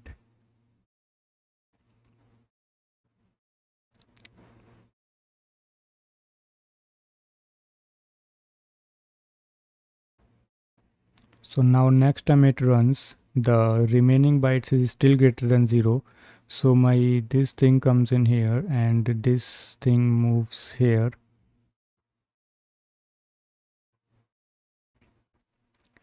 So remaining bytes are greater than 0.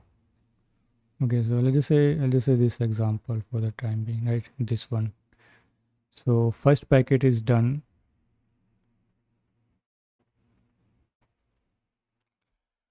Remaining bytes are still greater than 0, but they are not less than 255. So I come in here, I create another packet, I say the size, I say the packet type, I say the order, which is 2, and I copy from this offset, which was this, and decrease the remaining bytes, increase the order. Now I come in here, so this packet is done. Now I come in here. Now I only have 10 bytes remaining, which means this is true.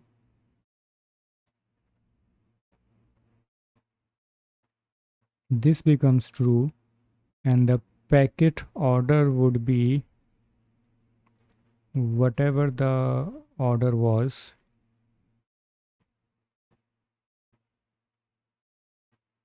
So this is my third packet, right?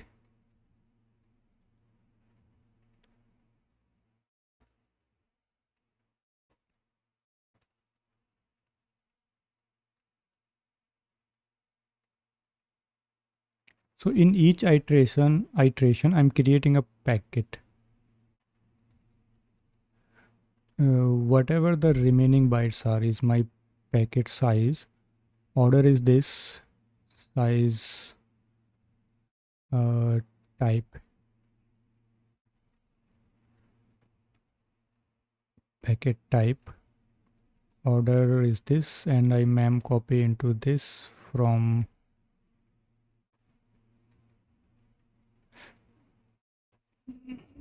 whatever the,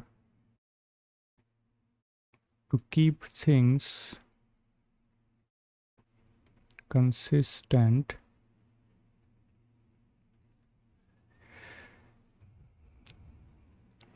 I would do this. So inside this payload, I copied this order done. So the size is whatever the remaining bytes are.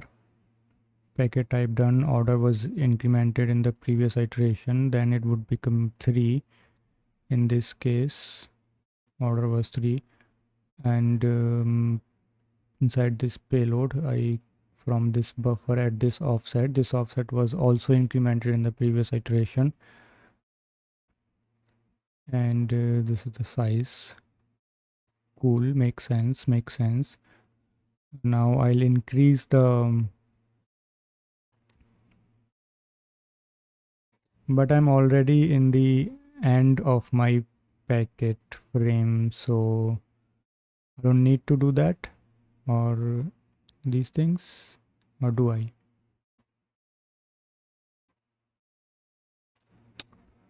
Okie dokie.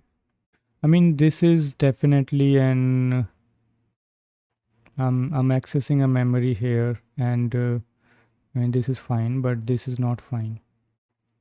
I'm incrementing an offset, so there should be some kind of check to put in here.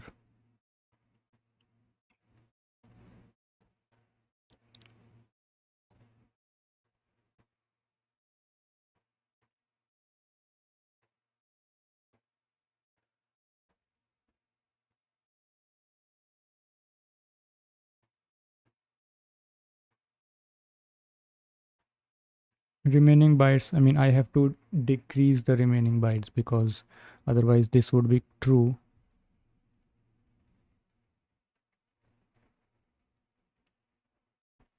Offset is how many bytes did I read? I read p dot size bytes, right? Similarly,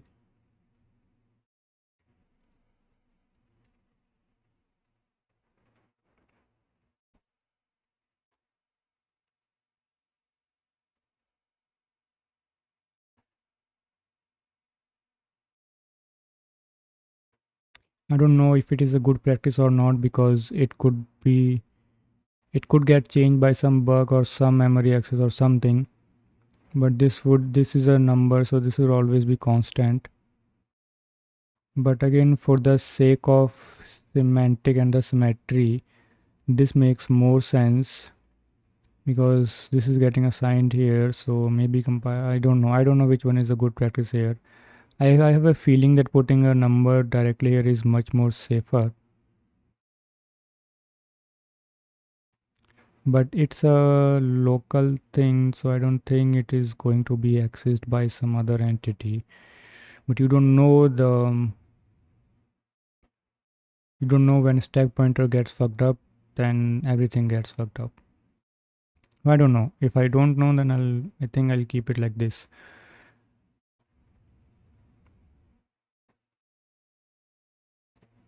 So in this case, the offset gets whatever the remaining bytes was.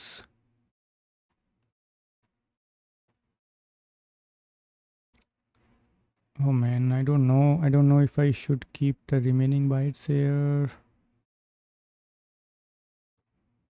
Well, remaining bytes would be minus by the dot size size, which is again the remaining bytes. This would make it 0, and my order would increase by 1. Right. And you can see, apart from this, everything is same in here.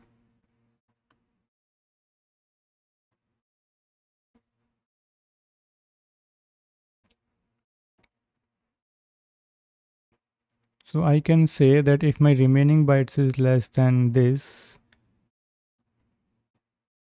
then I'm doing this. If it is not, so the only difference is the size, which is either the remaining bytes or the 255 bytes.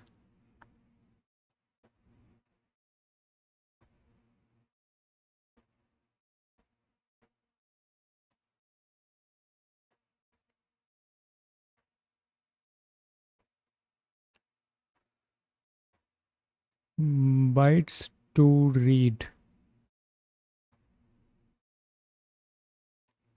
I can simply say how many bytes do I have to. I can do something like this. I'm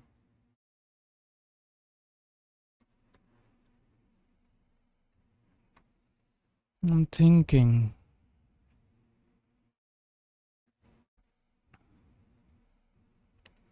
What should I do in this case? Like everything, every logic is same. You can see how this turned out. Everything is same. I don't have need for this. Neither this.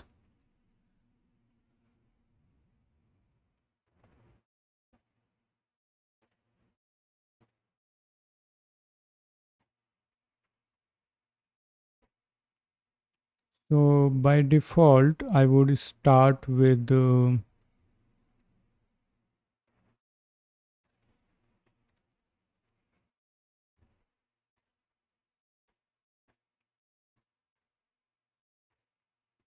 this, and I would say n bytes is RAM bytes, and in this case I would say n bytes is equals to payload capacity. After that, everything is same.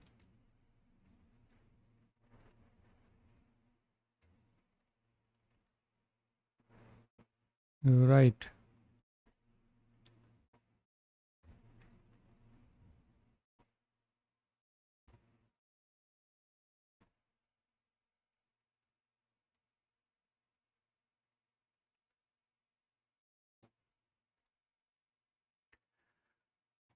So I start with the first data frame, the packet. I say that remaining bytes are this size. Offset is 0, ORDER order. Order is 1.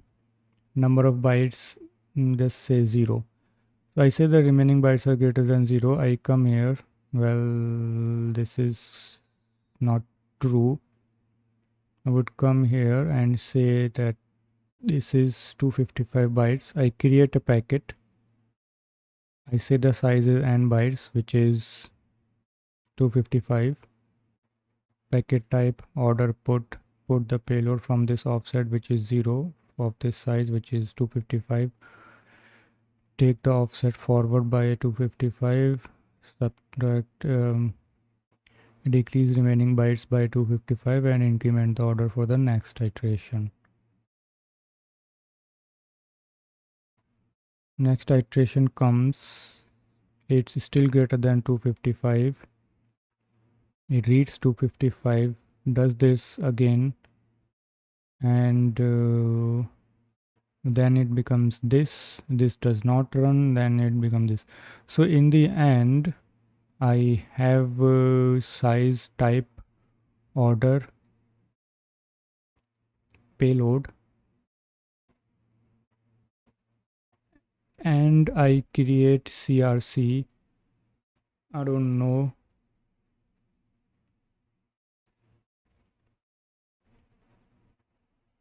Generate one, bro. At least two spaces is best between code and यार ये काय बच्चा.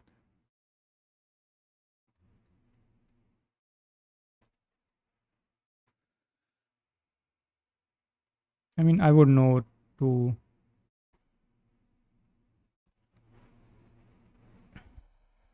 I would know by looking at the code that I need to calculate this.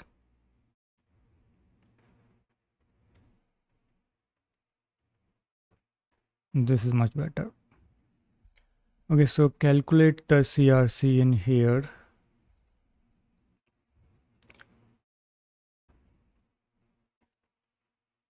After that, this is some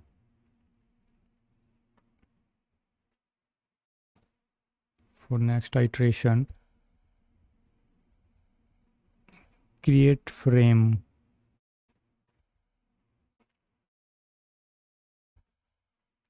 Like earlier, I was thinking to do something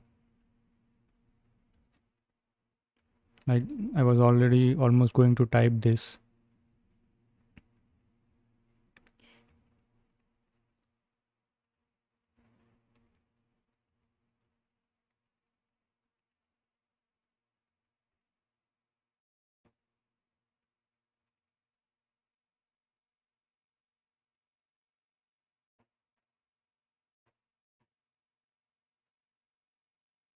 Right, so this was going to have this code.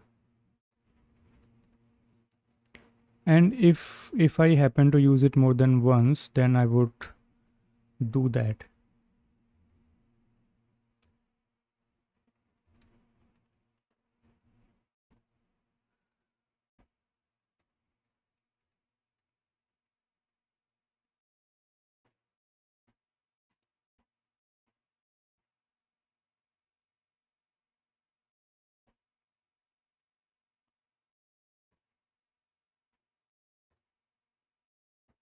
Uh,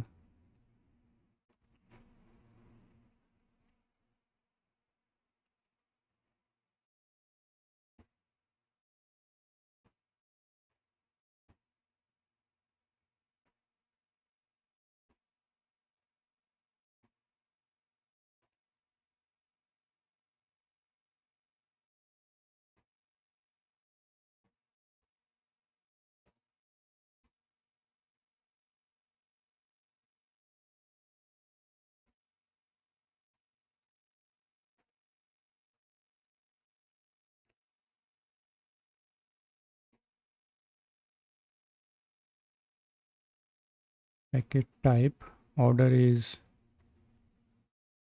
buffer is address of, size is n bytes.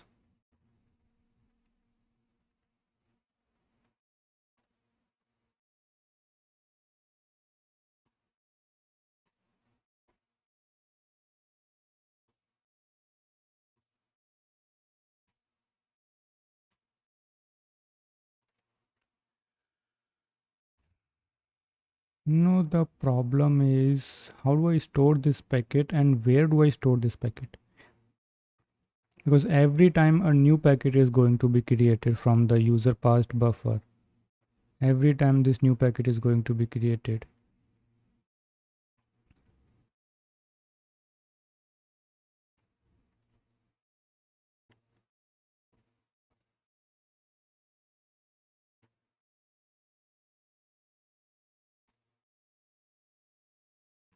If I malloced some memory and created area to store these packets there, then I'll have to pass that malloc area to user, and then it would be user's responsibility to handle that. I don't know how much complexity it would add.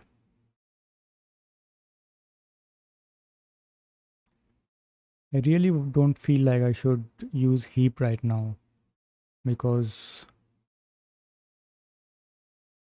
It's not that complex.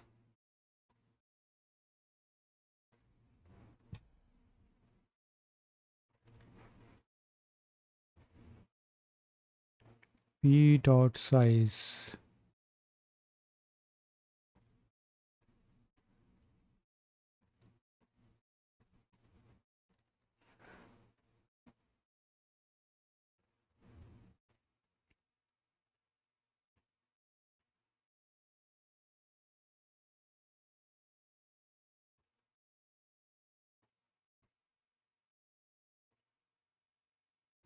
I can always do that.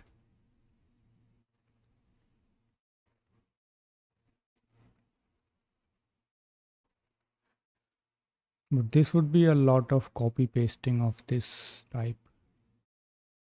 Like almost the size of this thing is what, 262 bytes are always going to be copied and are all always going to be moved from one place to another.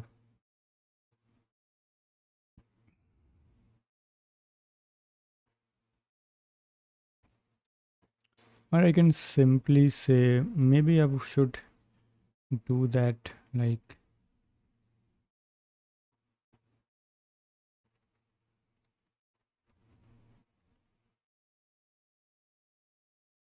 tst destination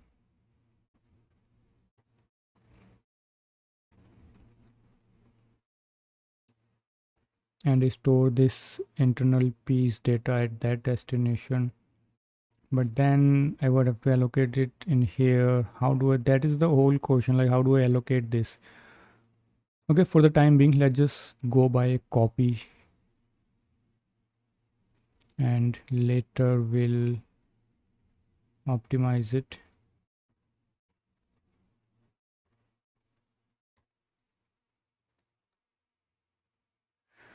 Right, so I create a packet at create, which is like packet type, order, the data, and just so I mean I simply assigning in here. There's nothing I'm doing.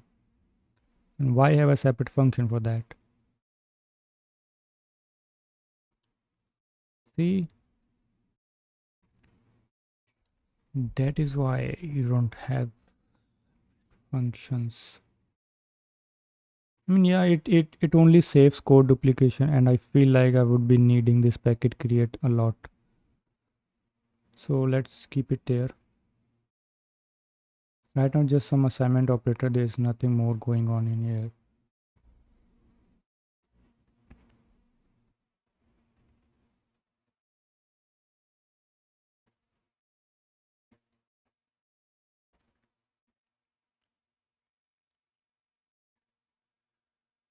Hmm. I have this packet. So now how do I create frames out of these packets?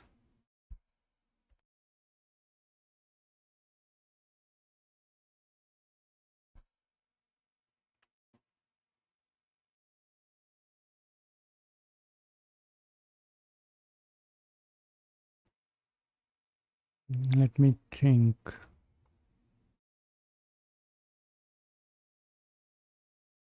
Packets are always going to be same size because of the way I have created this blueprint.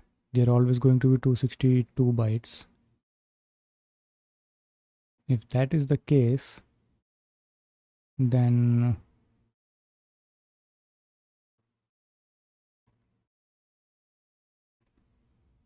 hmm.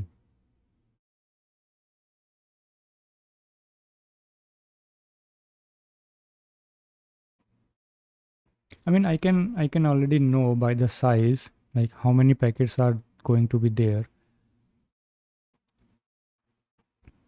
255, 255, 10.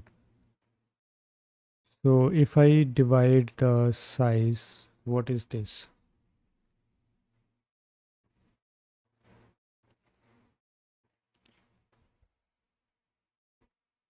255 times so thus plus 10, which is 520. Now I divided it by 255. This gives me a 2, which tells me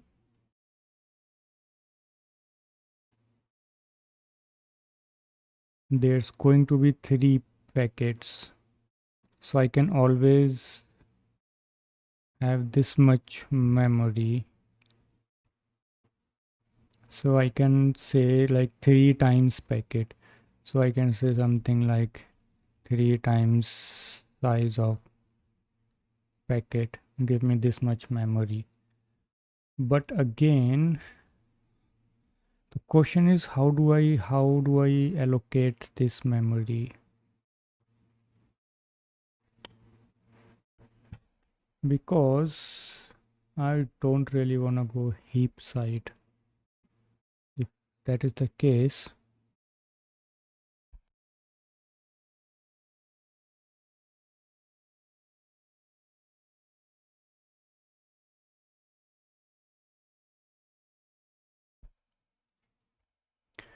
if not heap, then how? Then I can always say that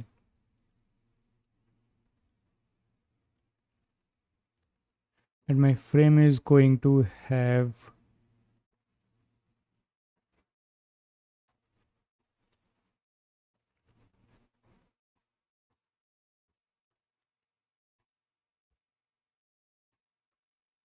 of some 10 frames at most,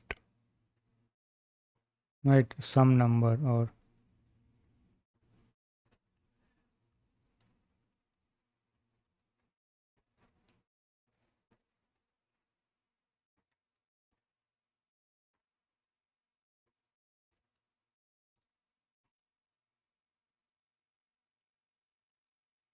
can always say something like this, and then I can say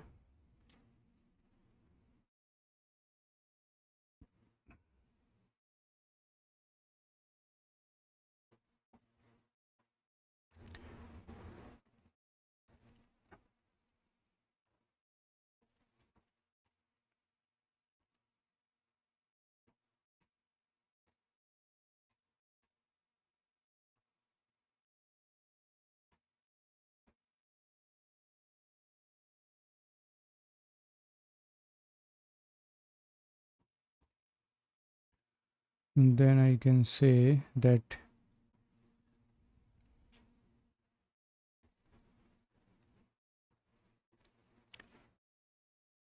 f dot pack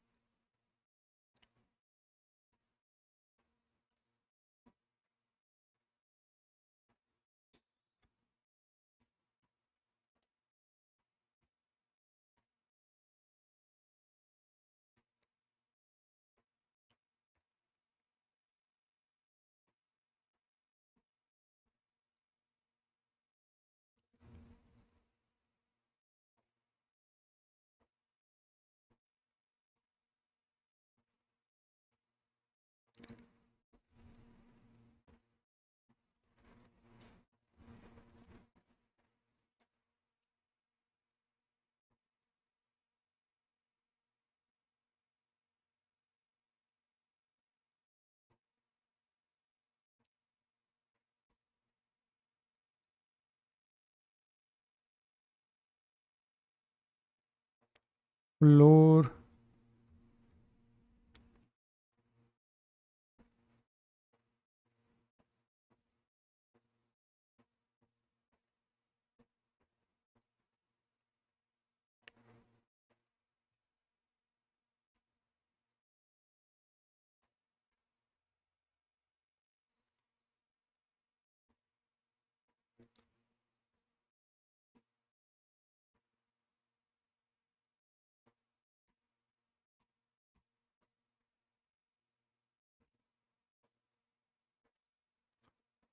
if I take modulus of 520, then 520, then what is it going to be? Where is mode of 520? It is going to be 10. And if I say 520 divided by 255,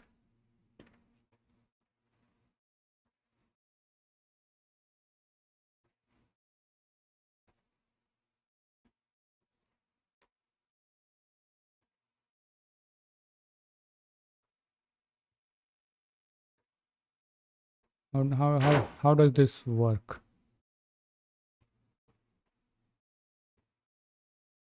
Integer component.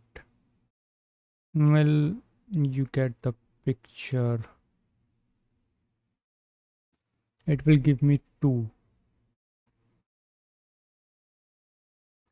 Is there a better method to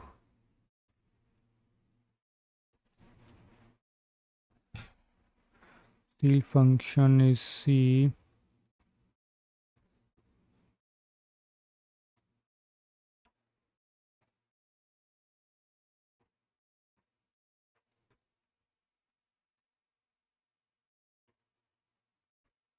How does one implement? How we implement it ourselves?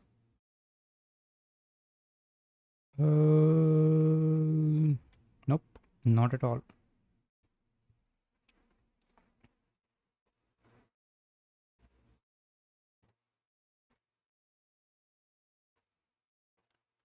Math.h ceil number 8.3.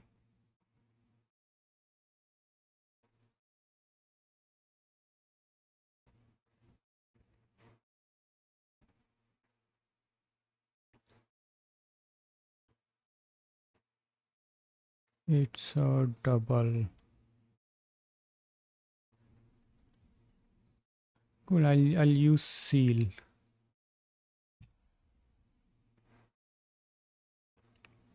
It takes a double, which is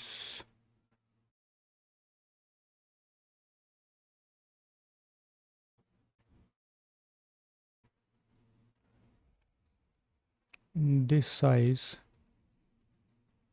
divided by payload capacity, but one has to be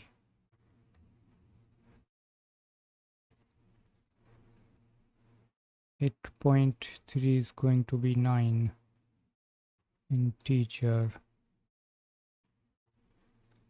And give me the official documentation, bro.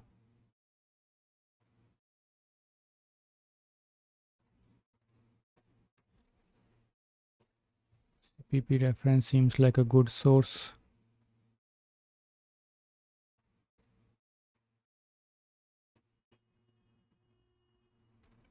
I'm looking for C.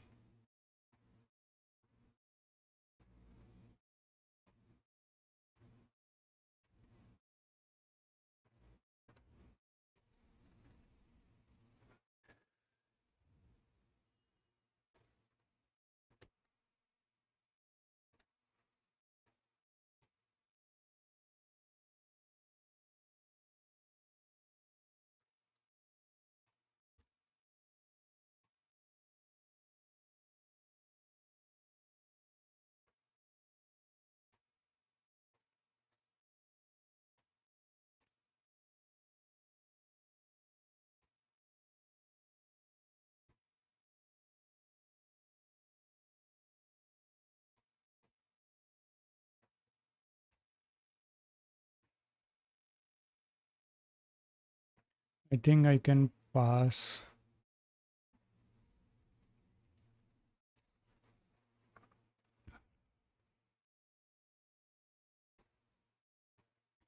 Hmm. Just give me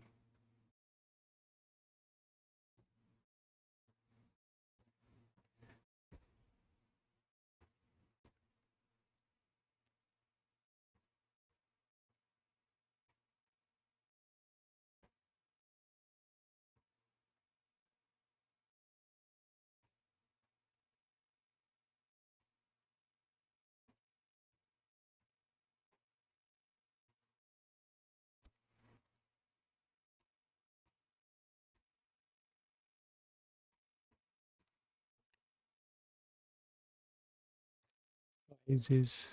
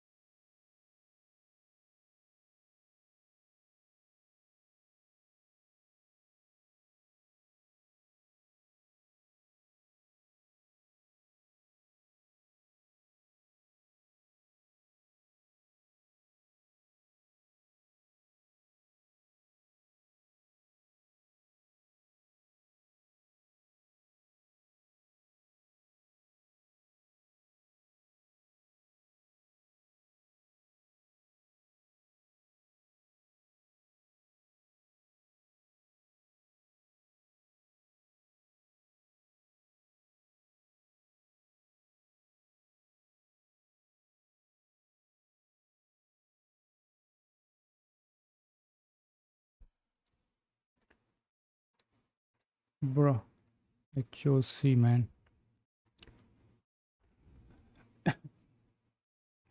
Standard int.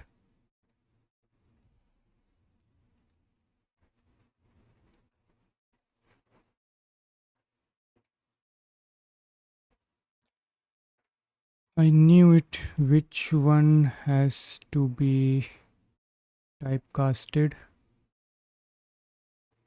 3. What if I typecasted this? Both works? I doubt that.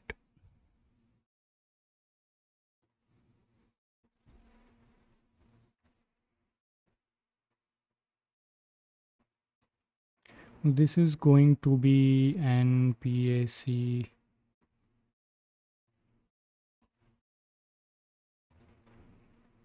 PKTS.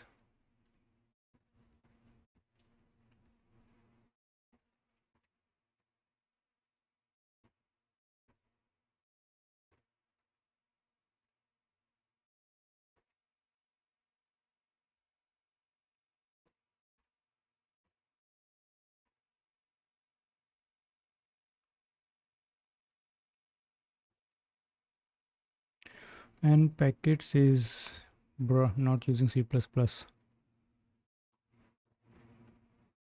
Whatever the size is, you typecast. Actually, I want to typecast this. And then I want to see and packets.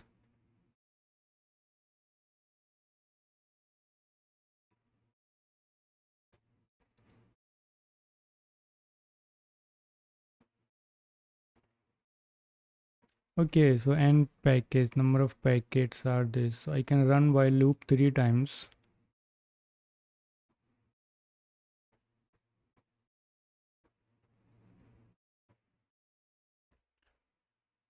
I can while loop implement this thing. How do I put packets in here?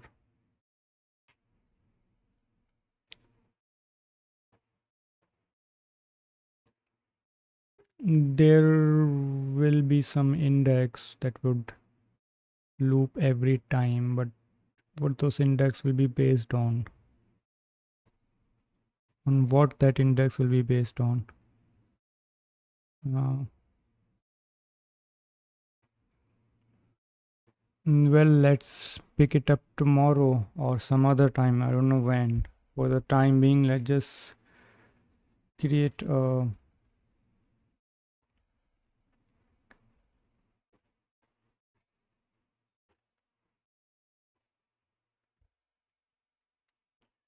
git status would be nothing.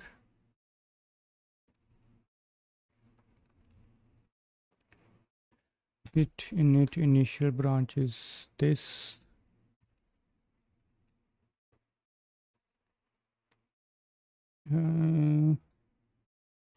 Editor is file mode true, bare false. What is this?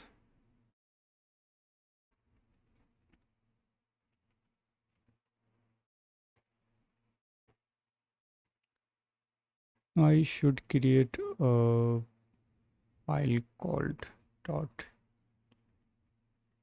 git ignore. In this file I'll put anything that currently there is nothing to ignore.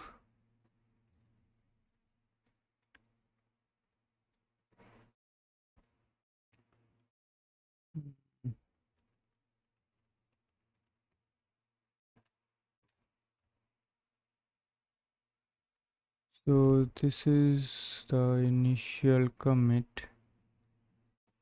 I should create a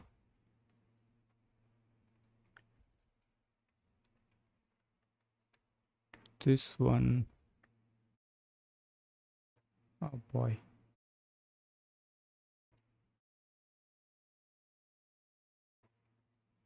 Not this one, bro. Nice.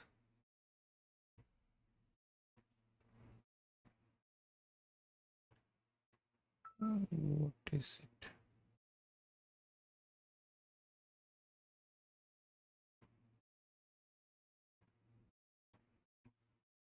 What is 792?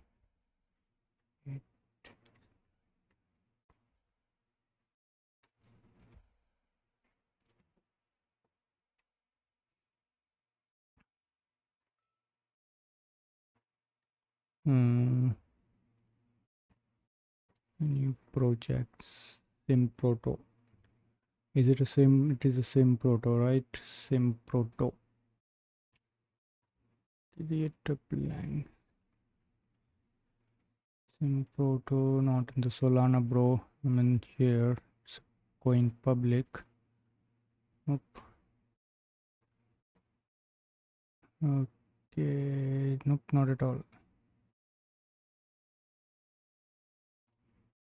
Would add this later.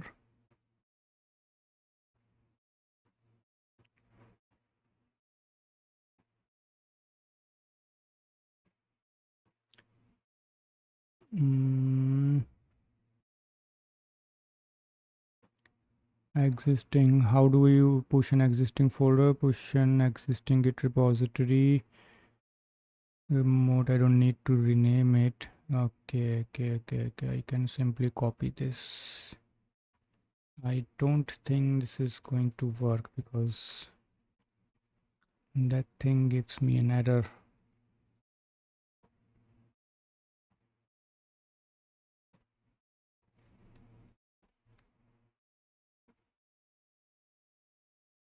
You're not allowed to push in this repository this code. Make sure. See, I told you that this is going to give me errors.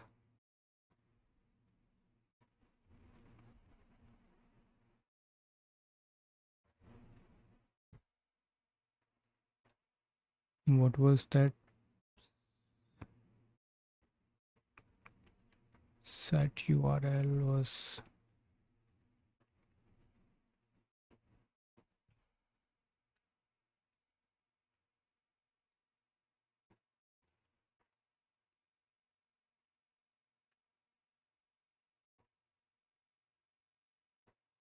because I haven't set up the SSH key for this.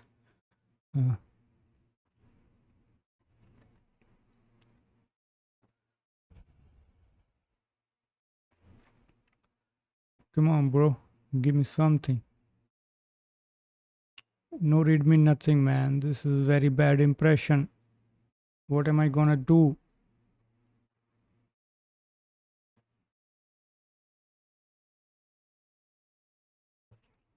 Very super early stage, like super duper early stage. Okay, then we'll see. We'll catch up from here some other time. I'll put the repo link in description.